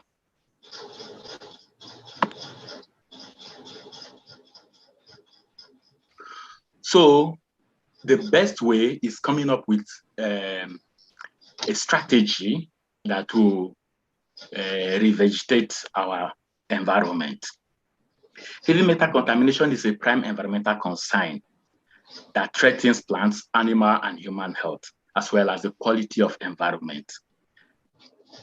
As you see on this slide, this is just an example of what we see every day from the industry. And once these pollutants are released into our atmosphere, then they form acid rain, and they can be dispersed. The pollutant can be dispersed kilometers and kilometers far away from the source of pollution. Like other metals and metalloids, heavy metals occur in the earth crust, but due to their persistence and stable character, they cannot be degraded or destroyed. These heavy metals and metalloids are bioaccumulative and may slowly enter plants, animals, and humans through air, water, and then the progression to food chain, as I mentioned earlier. Hence, having a phytoremediation strategy that will effectively revegetate our environment, which is an eco-friendly approach. So the number of phytoremediation strategies that are applicable for the remediation of soil contaminated with heavy metals include phytostabilization, which uses plant to reduce heavy metal bioavailability in soil. Phytoextraction uses plants to extract and remove heavy metals from soil. Another strategy is phytovolatilization, whereby plant absorb heavy metals from soil and release them into the atmosphere as a volatile compound. Other strategies include phytofiltration, whereby a hydroponically grown culture can absorb heavy metal ions from groundwater and aqueous waste. Other strategies include phytodegradation and rhizodegradation, which break down organic pollutants and make the environment safe. So plant grown on soil contaminated with heavy metal pollutants come up with different strategies for survival, because the aim of plant is to survive no matter the situation. So the first approach is detoxification, which is a prerequisite for the implementation of a phytoremediation strategy in any situation. Because generally there are two different strategies that are adopted by plant to cope with toxic heavy metals. One is by avoidance, and the other one is tolerance. By these two mechanisms, plant manage to maintain the cellular concentration of heavy metals below the toxic threshold levels for them to survive, although it might adversely affect their performance, but they will try to survive no matter the situation they find themselves. Hence, phytoremediation, as I mentioned earlier, is an eco-friendly approach to mitigate and revegetate heavy metal polluted soil. It's one of the most cost-effective approach that we can adopt in cleaning up of our environment. Africa is one of the countries that have high interest in anthropogenic activities, such as mining, especially in the part of Africa that I am in, South Africa. Mining activity is one of the major sources of national revenue. Hence, the impact of pollutant being released into the environment through these mining activities is very high.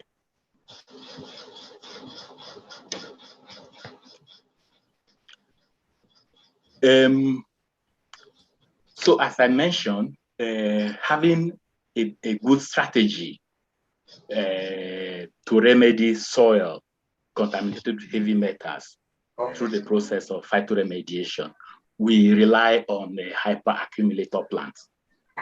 Hyperaccumulator plants are plants that are able to accumulate very high levels of heavy metals in their above ground part without phytotoxicity symptoms.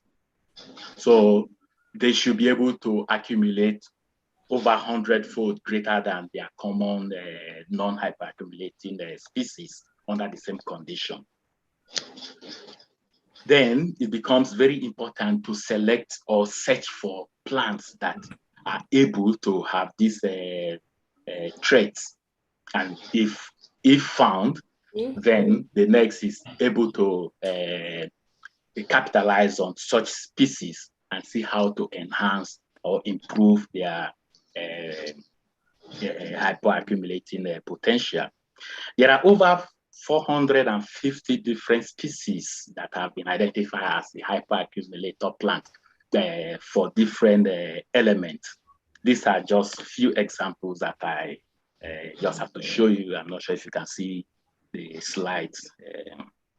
My side here is a bit fainty, but the search for hyperaccumulator plants, we need to increase that approach, because the more we find new species with different or novel traits, the better for us to use such traits to our advantage. And one of the approach that we can use is genetic engineering. And once we identify a hyperaccumulator plant with a trait of interest, we can incorporate that trait, take that gene of interest, put it in plants that have good biomass. Because the major problem of hyperaccumulator plant is that please, it will be nice to ask the other people to mute their microphones because we cannot hear you clearly. All other participants should mute their microphone, please. Can you hear me now? Can I go on? You can go on, please. You can go on. You can go on. Okay. So as I was saying, once we identify a trait of interest, we can take that gene of interest and put it in plants that we already know that have good biomass. Because generally, because of the toxic nature of soils that these hyperaccumulator plants grow, they lack biomass, and without good biomass, then accumulation of metals to that threshold of 100-fold or above becomes limited.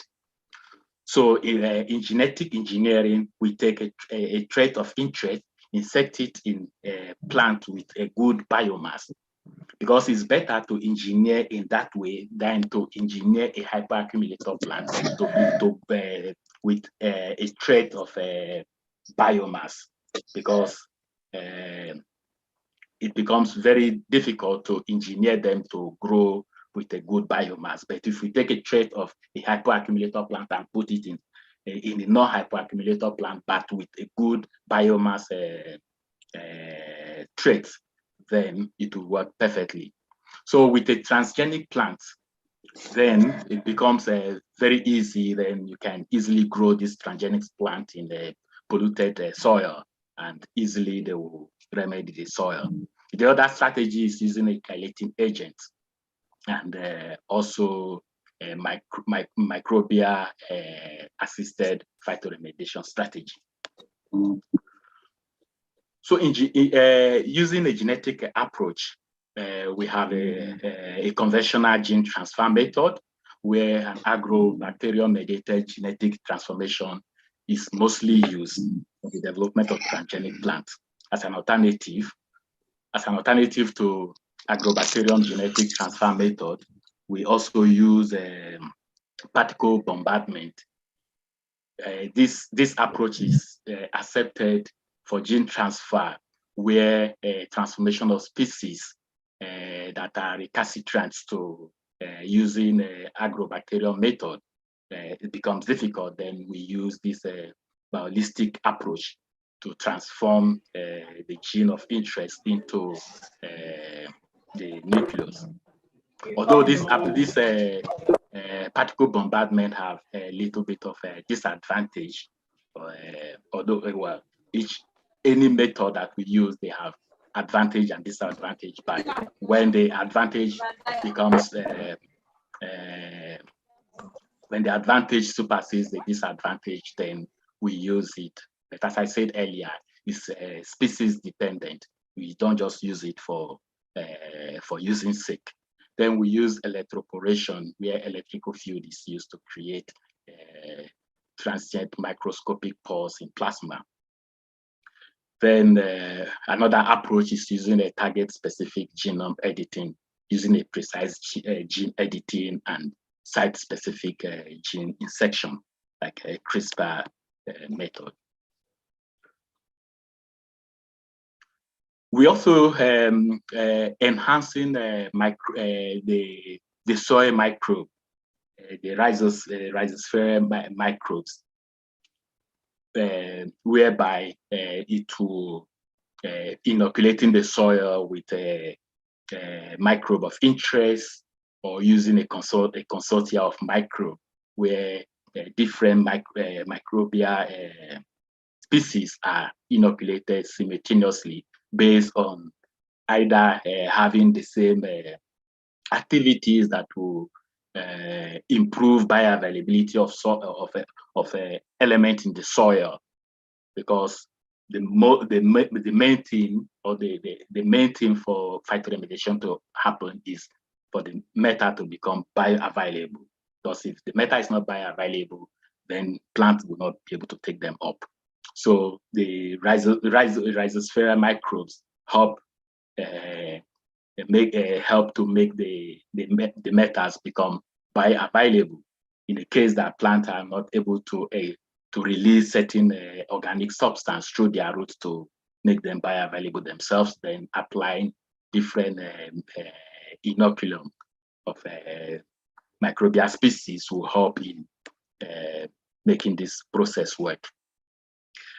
Then another approach is using chelating agents like EDTA, plant growth promoting agents, where by doing so, then the elements become bioavailable, and once the element becomes bioavailable, then plant can easily take them up. So one of the projects that we work on recently is using a plant growth promoting agent. So in this study, we evaluated the potential of biostimulants in improving phytoremediation of contaminated soil. So this soil was obtained from gold mine in South Africa. And then during the greenhouse-based experiment, we used a Brassica jointia seedling grown on this soil that we obtained from Krugersdorp gold mine. So the biostimulants we applied was a Kelpak, vermiculite leachate, and smoke water. In my previous lab, we have a well-established project on smoke water and smoke-derived compound that we use for that, and the smoke water and smoke-derived compounds have been proven to enhance plant growth. So, the course of the study, we found out that the smoke water treated group have the highest biomass, accumulated high levels of different elements that are found in this gold mine soil. So this is one of the novel approach that we have used in enhancing phytoremediation. This is another study similar to one that I just mentioned. We also use smoke water and smoke-derived carotenoids. And in this study, the smoke water treated group performed much better than the control group using Indo-3 butyric acid, which is a standard biostimulant. So we currently trying to expand and know the exact mechanism by which smoke water enhances phytoremediation of these species and grown in soil contaminated with heavy metals. Recently, South Africa embarked on this project to remedy a coal discarded damp ground, and they use eucalyptus species and Combretum species to remedy soil from this Eskom coal dumping site. So the way forward for us as Africa now is coming up with a large-scale project that will remedy some of our highly polluted environment and make them useful for agricultural purposes, because some of these large-scale plots of lands that are polluted with heavy metals are not useful for agricultural purposes at the moment. But if we're able to remedy the soil, then we'll have more arable soil for cultivation of crops for that to protect food safety on the African continent. With this, I thank you for your attention. And if you have anything, a question or in terms of collaboration, you can reach me via my email. Thank you all. Thank you very, very much, sir. Thank you for the timing. Thank you for everything. Spot on. Thank you very much, sir. Can you hear me, sir? Thank you, and nice for this great opportunity. So if there is any question, I'm available to answer, or we can answer via email. Yes, we have questions generally, and persons have been dropping comments. So we'll work on them one after the other. So thank you very, very much for the precise, concise, spot-on presentation, Dr. Ambrose. Thank you very much. Welcome. Yeah, and once again, I want to publicly tender my apology for the for data mix-up we had the other time. Thank you very much for your understanding. Thank you very much. All right. Yeah. Thank you. So we now set the ball rolling for questions, observation. I am so much interested in that smoke water, but I'll hold my peace and allow other persons to respond. So, who is going first?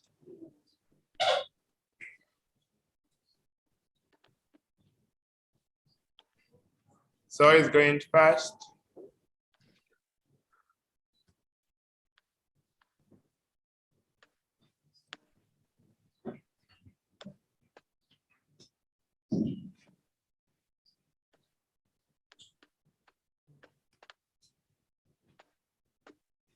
Okay, if we'll just take observation from here.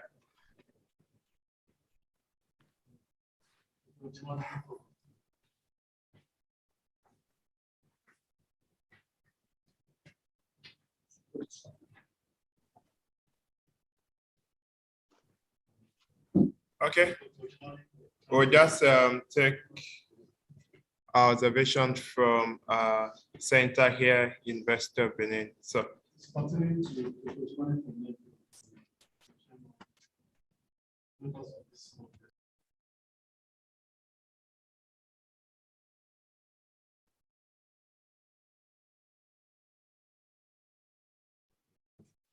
please, I can't hear you.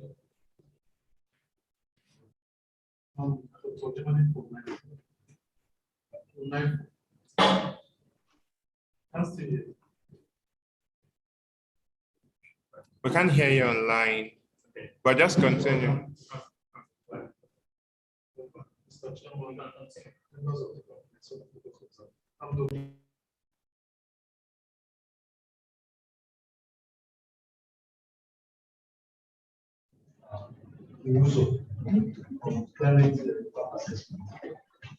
It was just where you mentioned the issues of ESI concept and process. You mentioned issues pertaining to presentation. There are no issues mentioned pertaining to presentation. So I couldn't mention issues of presentation because the area of impact assessment.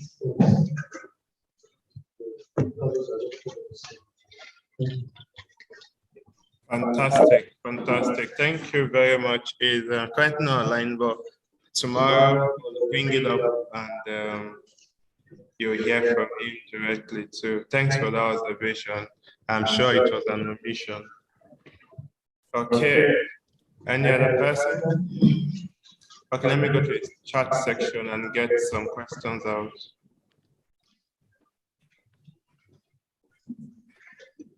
Okay. Okay, someone said, good presentation, sir. Hey, you guys don't jump on me too much right now. Seems like everybody just got up. Give me some time, please. Okay, good presentation, sir. Please, can you talk more on smoke water for remediation? No, pause on that. Pause on that. I think that's like the cross of the presentation. So let's hold on that first. Let's hold on that. Is there any other one? Good presentation. Okay. This is from Samuel.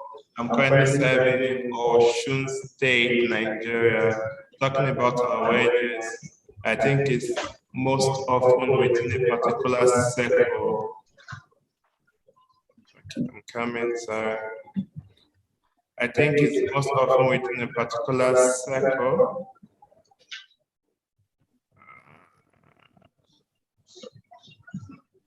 Okay, so I'm getting informed, getting to, okay, basically it's asking how he can collaborate in sharing and spreading the news on sustainability to his local environment, how he can participate in sending the information out, okay? So, anybody can respond to that. Our keynote speaker is actively on standby. I can see him, Dr. Ambrose, Dr. Oame. He may not be online again. He needed to, is flying to another country right now. But any other, so I almost say any other keynote speaker. We have only one. Any other speaker can respond to that is still online. How he can push awareness within his local area.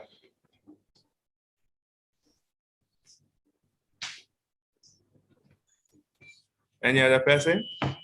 So you can speak, any of the presenters can speak. Okay, I can say hand up, you can ask.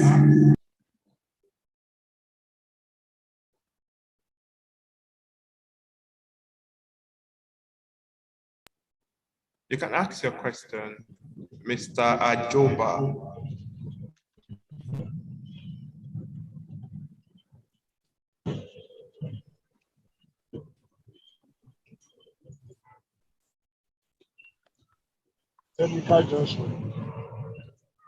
You can ask your question, sir. Good afternoon.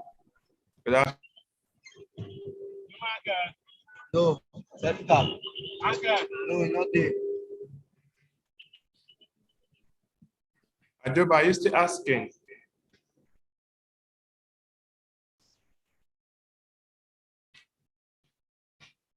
Okay. I have another question here. How do we go about taking scientific steps to achieving a settled environment in Oyo region, knowing, sorry, in the Oyo region, knowing that, oh, sorry. How do we go about taking scientific steps to achieving a settled environment in Oyo region, knowing there are limited facilities and resources to tackle these issues? So how do we go about them? Anybody can respond.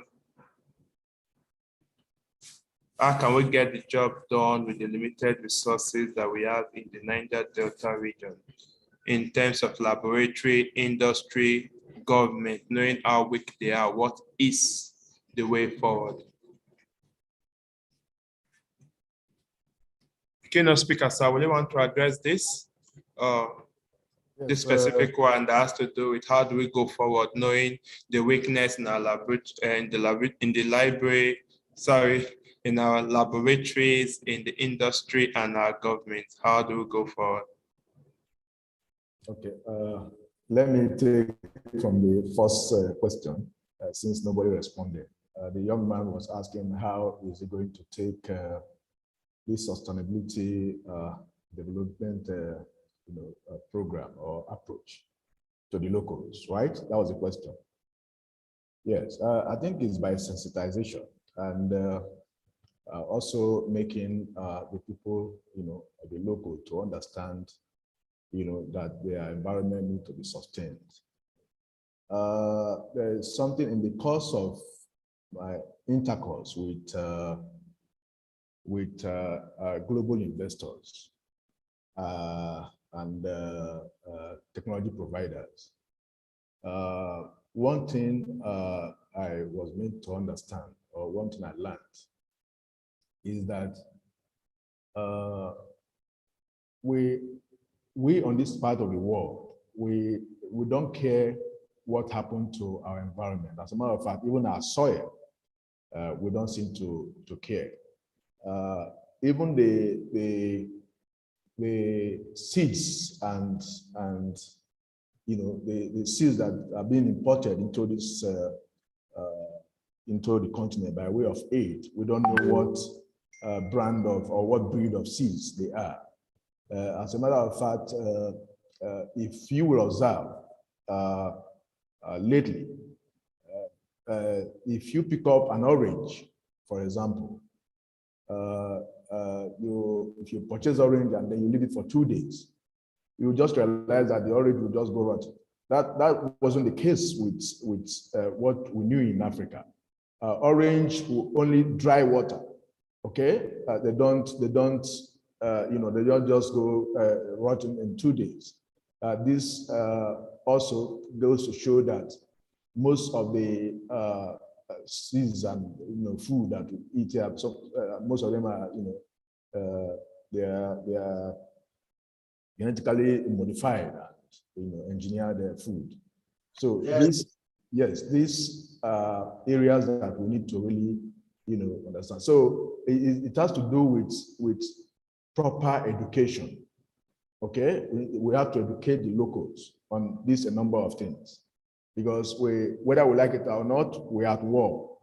We're at war with those who want to ensure that Africa is kept, at the lowest ebb of global economy.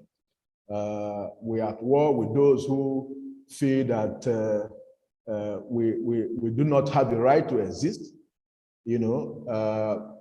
but for the fact that we have this land, fertile land, so blessed, that is why we even earn, the respect that we earn before them. Otherwise, that is how the word eugenicists came to be. They want to ensure that, their dream is to wake up one day to see that we have all exited the planet Earth. And that is the truth. Whether we like it or not, this is the position. So the more Afrocentric we are, the more we begin to understand, what we need to do as Africans to really preserve our environment. Our soil, for example, need to be healthy.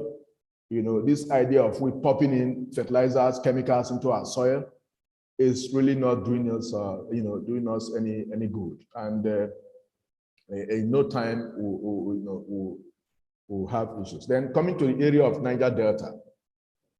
Yes, I have been so worried. I happen to come from the Niger Delta region. I'm from Abia State. So we're all we're among the nine states that make up the oil producing states. So my worry is that the environmental degradation is not being taken seriously, especially by us, those at the Niger Delta region. Why do I say this? I grew up, in the Delta. I remember, I could just pick up my fishing, what do you call it, hook, and then I can walk kilometers, run the creeks and all that, just fishing for fun. And, you could see the fresh water, but you see the fish everywhere. But today, what do you see? Look at the whole environment. And then they are all fighting about oil and all that. This is a serious issue because in a few years to come, I must tell you what's going to happen in Niger Delta. Only God can only save that region, because we have not given it the thought of what is going on or what is happening to us in the Niger Delta. Look at our soil, look at, the water. So it is practically going to be the poorest region, in time to come. It's going to be the poorest region. And it is shocking when some of us begin to defend, or say things that, the Niger Delta, because it's rich in oil and all that. For God's sake, what Nigeria has in the north is far, far more than your oil and your gas. But you see, these things are being, talked under the table. They are not, we say them, covertly, but the truth must be told. You see, we have not been able to, and this also, brings me to the issue where we have also written a number of articles saying that the government of Nigeria must evaluate what the mineral resources we have in the country, because we don't have the values, we don't know them, we don't have any data for it. So we only know that we have, there's iron ore in Kogi, there is gold in Zamfara and all these places. Even in Kogi, there is gold, there's coal and all that, right? But what is the monetary value? We don't have it. So, but they will give you that of the Niger Delta, of the oil. But what you have here, have you been able to quantify it? How do you know what it is that you have? There is, like I said in my presentation, there is no state in Nigeria that doesn't have mineral resources. So why is it that we don't know the value?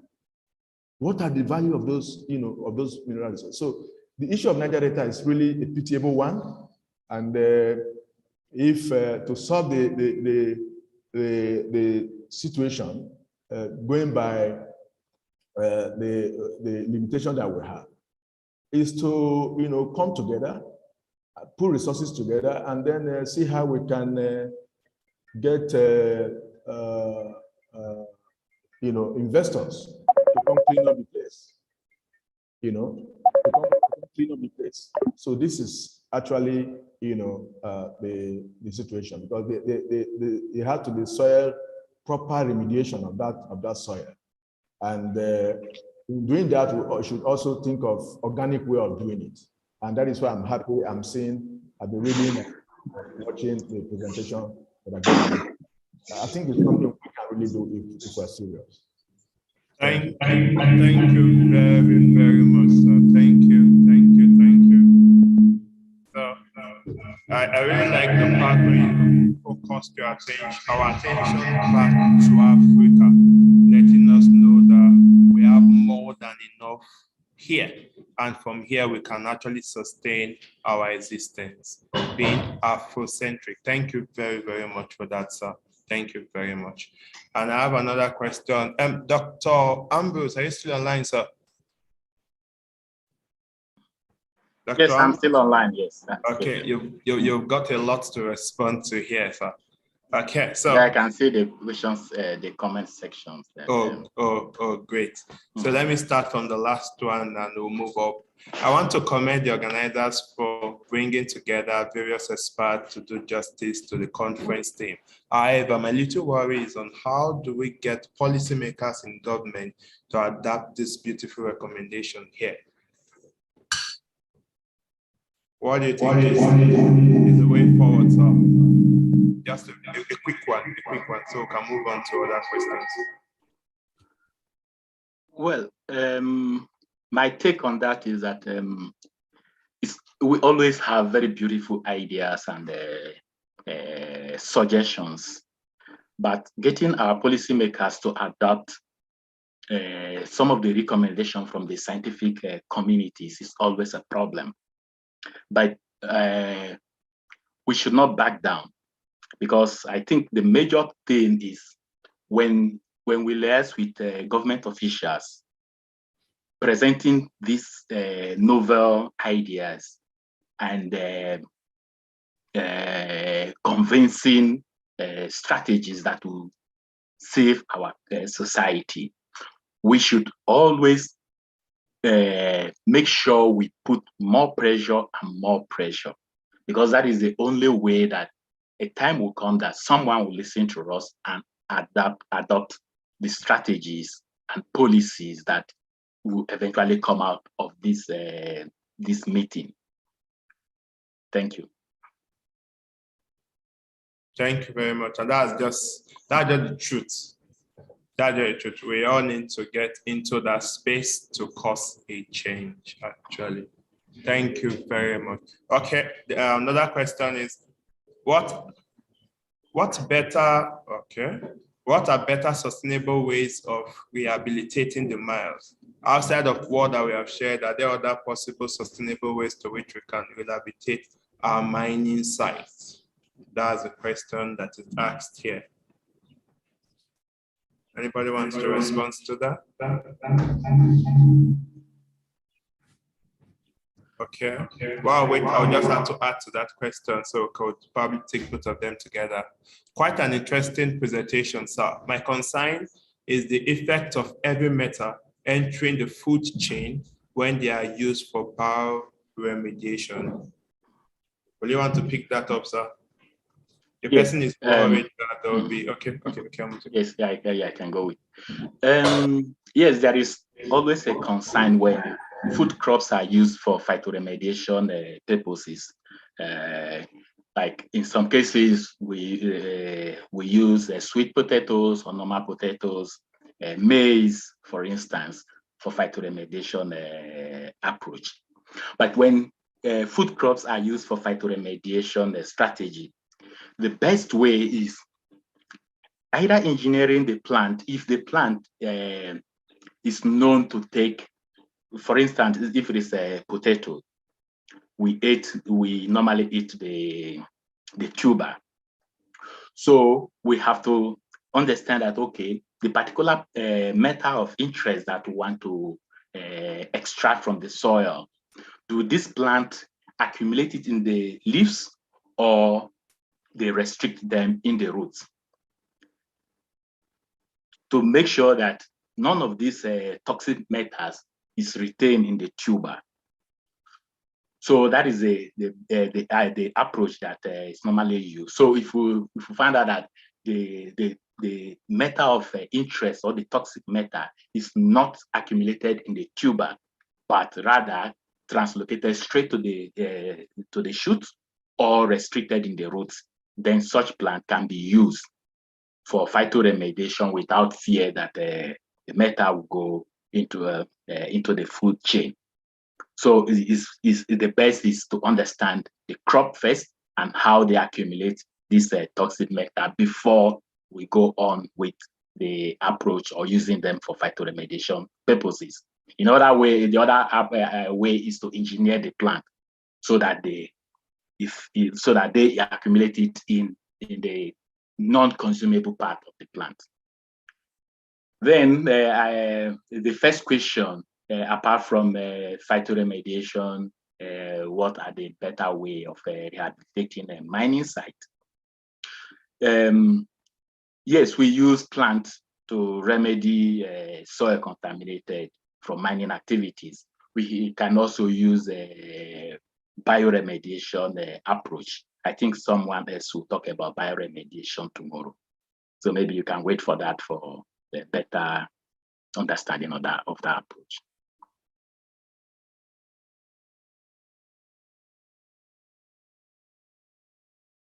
Very much. Thank you. Okay, I can see Dr. Beckley's hand is up. We'd like to take a question now, but we'll ask kindly that you should not give us another essay, sir. Thank you very much.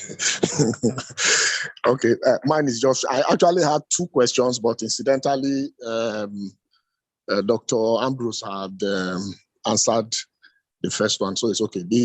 This question is actually centered on the fact that Nigeria, we get perhaps, I'm not an economist, probably over 70% of the income of the country comes from oil, crude oil. Now, the entire doctrine of sustainability actually usually moves towards the utilization of renewable resources to generate energy. And if that is what it is, then it means that at some point we probably would kiss crude oil, bye-bye.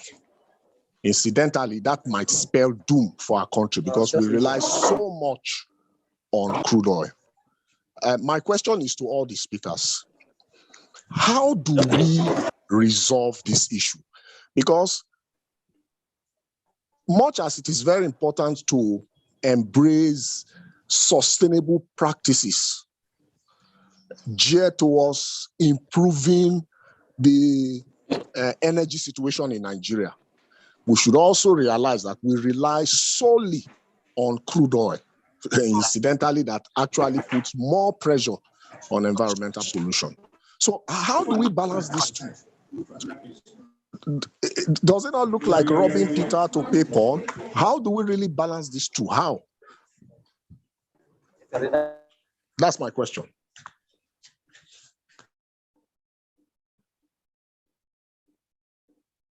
Okay, thank you very much, Dr. Becky. Just before we get a response for that, I'd like to add this one. Good afternoon, everyone, and thank you for the last presenter. Most phytoremediation I have read are able to clean soil only for soft end users, like recreational purposes. The root of most plants do not go too deep into the soil, and some remediation.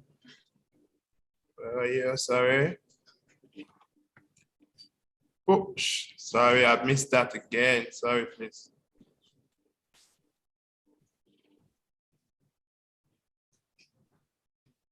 Okay. The purpose of most plants, the root of most plants do not go too deep into the soil, and some pollution still remains. Do we get that? Yes. Okay, and some pollution still remain. How could, is there any risk using nanotechnology, knowing fully well that nanotechnology is currently being deployed to enhance plant production? That's a big one. Did you get it, sir? Yes. Okay, sir. I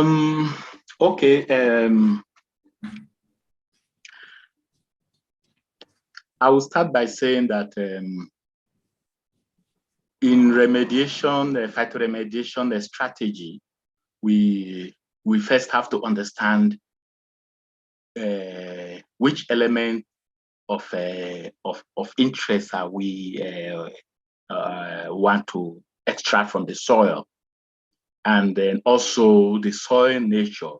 Has the pollution happened for a very long period of time, and has it leached into the deep part of the soil, or has it even reached the groundwater level?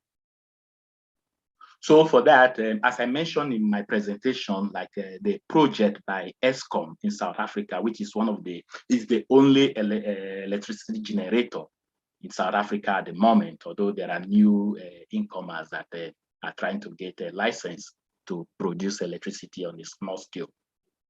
So they use eucalyptus. So you can use some of these big trees that the roots can go deeper and deeper into the soil. Then they will be able to extract the toxic metals from that deep soil level. And the same person asks that I'm not sure if I understand. Well, talking about from the University of the University Petroleum Resources Forum Delta State. Yeah. Okay. So I know Nigeria, the major source of revenue for the government or for the nation is crude oil. We depend solely on crude oil, and the pollution in the Niger Delta is at alarming rate. To remedy such area, one way is I mentioned about using a hydroponic culture, because the Niger Delta region, because of the swampy nature of the area, some plants that normally grow in arable lands or ordinary field cannot grow in such area. So we can use hydroponically grown culture and plant it in that swampy area, and they will be able to degrade or degrade the organic pollutants that are released into the environment. When it comes to nanotechnology, well, nanotechnology is an interesting field that is entering into all research niche. And nanotechnology has been used to enhance plant growth, yield, to increase yield as well. So we can also employ nanotechnology in phytoremediation, no doubt. Thank you. Okay, thank you very much for that.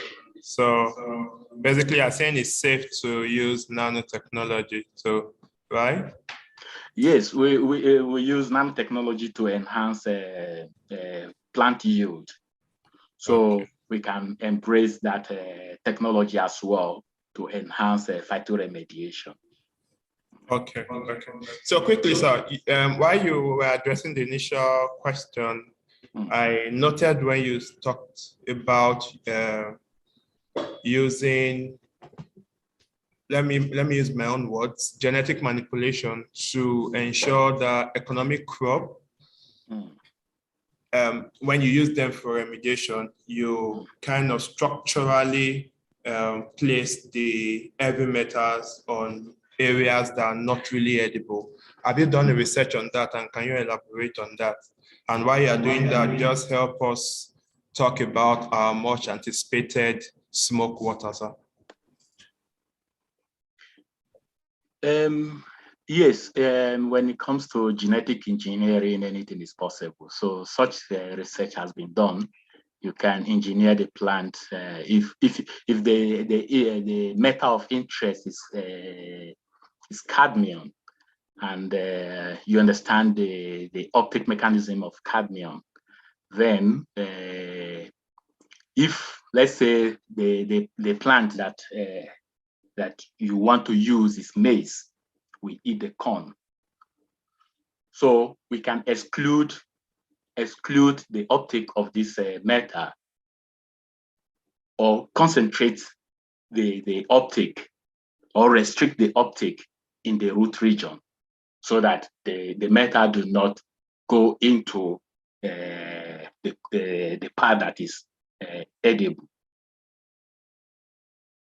So it's very easy to genetically engineer anything these days. So it depends on the availability of resources and access to technology. It can easily be done. And in terms of smoke water, as I mentioned earlier, in my former lab, we have a well-established system on smoke, or well-established research on smoke technology. So, although the smoke, we normally generate the smoke from a particular plant species. So when we burn the plant material, we collect the smoke and dilute them in water at certain concentration. So we can make different concentration of the smoke, and then of the smoke water, and then use for plant growth. In smoke, there are novel compounds that have been found to enhance plant growth. As I mentioned in that paper, we use a smoke-derived carrichinolide. Carrichinolide is one of the compounds that we found in smoke water to enhance plant growth. And for effective or efficient phytoremediation strategy, you need a plant that will grow effectively with good biomass. So with this smoke-derived compound carotenoids, we were able to enhance plant growth, even though they are growing in a highly toxic soil. They can still survive and take up and accumulate heavy metals. So I found that to be a very interesting, novel approach. And we can use such an approach for large-scale phytoremediation strategies of our society. Thank you. Thank you, Dr. Angus. Thank you very much. Okay, someone asked, the last person, thank you very much, presenter. I think this is open to everybody, to all the presenters. Thank you very much. Thank you very much, presenter. Many developed countries today are using mining sites for agricultural purposes as a result of shortage of land. This is massive. What is the hope for poor African countries that will be faced with this in the future? This is massive. Professor Sojo, the keynote speaker, and every other speaker that I presented today, I'd like to hear your opinion on this. Dr. Owame, if you are by chance online, would like to hear from you too. Professor Sojo, are you still online? Professor, sir? Okay, I'd like to hear from you. Keynote speaker, you can start off. Any of the speakers can. Okay, let me say something quickly, then any other person can contribute. Yes, we are faced with food security, and we are just at the beginning of food security, because very soon with the population skyrocketing and the projection by UN that very soon will reach 9 billion or above. With such projection, we need more food to feed the population, and resulting to using any available soil that can sustain growth and yield of crop is the only way that we can survive. But as I said earlier, if we are to use a mining site for such practices, then the best is to use a genetically modified crop that will not allow the heavy metals into the food chain. Yes, there are so many advocates. But this will not be a cheap process. Yes, definitely it will not how will it be available for the common man, people in the villages that are actually the farmers? How would they assess this?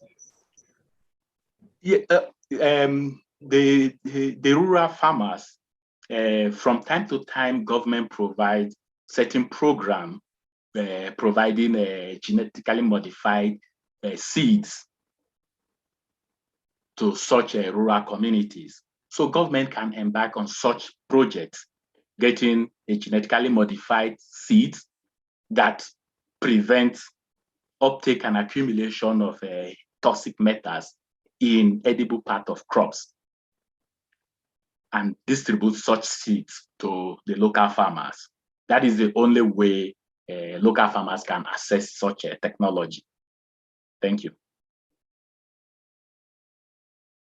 Thank you very, very much. Thank you very much. Our keynote speaker, sir, you know, I always call you. I always drag you in. Yes. What I want to say here is that I don't think we have the challenge of land in Africa. No, we don't have the challenge of land, you know, that will now make us to be There's no possibility of it. Should I take your word for that, sir? No possibility of having this? No, we don't have the challenge of land in Africa. What we have, the challenge that we have in Africa is the willingness, to actually go into farming, agriculture, and all this stuff. So I don't think the issue is the land. If you look at the drift, especially in Nigeria, we don't take farming seriously, anymore. We are now more into politics. You will see somebody, you ask him, what is your, what is your occupation, what is your profession? You say, I'm a politician. Politics is not a profession. And then we now have our youths being, entrenched in entertainment. We're entertaining the rest of the innovative world. So we don't have challenge of land. There's enough land. As a matter of fact, if you look at the map, the world map, you'll see how small Africa is. It's deliberate. Africa, as a continent, is larger than Europe and the United States, America put together. You will see it, very small in the world map. All of this is deliberate to ensure that we are where we are. So it's not a challenge at all. We have land, and it is the willingness we can actually grow our food, our own food without, relying on importation. And this also brings me, because I've been listening to the speakers, this also brings me to, which of course I'm going to discuss this with the leader of the group, Professor Anon Yefo. Yes, I want to see a situation like what I got involved with a professor in India who innovated a machine that can convert shrubs. Okay, they plant shrubs from to manure in 3 minutes. Normally, you know that shrubs will take say 6 months, 4 months, 6 months, to decompose. But this machine is able to convert it in 3 minutes. And in 1 hour, the machine produces 2 tons of manure from the farm, from shrubs, instantly. So that is the kind of technology we should be talking about, okay? Because we must think of the life of the soil. If we don't have healthy soil, you don't have healthy crop. You don't have healthy food. So we must understand this aspect. And I don't want us to be, to follow the multitude. When I mean follow the multitude, always listening to the Western world on teaching us how to do this. We have our own tradition. We prefer natural food here. So how do we grow natural food? Okay, how do we get our soil to give us that food that has all the minerals intact? So this is something that we will be looking at, and I think that we should collaborate with the inventor of that machine, so that even Uniben can champion it here in Nigeria and in Africa to further replicate such technology here, converting shrubs to manure, instant manure. So I don't think we have that issue of land. What we need is the right, mind and the support of government. The right innovation. Thank you. Thank you very much. That was the point. In 2 minutes. Wow, that's fantastic. I'll personally call you on that, sir.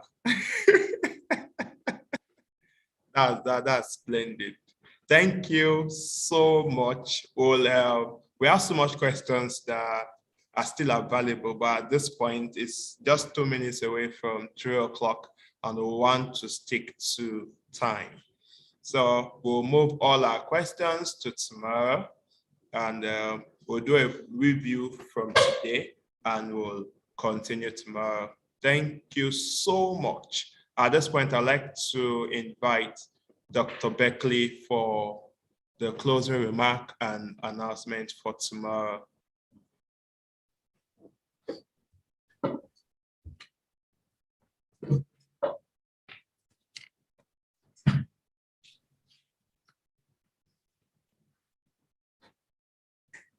Today was really massive. We want to thank God for the success so far. It's important that we appreciate those who have made today, who actually made today worthwhile. We want to thank the Vice Chancellor of our great university, Professor Lillian Imoetia Salami, for providing the hosting capabilities for the research group to host, to have this maiden international conference. We're also grateful to Professor Adetunji Oluwaseun Charles for assisting with the preparations for the conference. And we are really indeed very grateful. And generally to the members and other officers of the Nigeria Bioinformatics Genomics Network. We thank the presenters for today, particularly the keynote speaker, Mazi Obinna Agomo. We are grateful to Professor Julian Osuji, Dr. Henry Patrick Oame, Mr. Wozo, and Dr. Ambrose Okem. Your presentations today were spot on, splendid. We learned one or two. And I'm very sure that the participants for today's conference, both those who were able to join via Zoom and those who followed through the live feed we attached to the university's YouTube account, were able to follow up.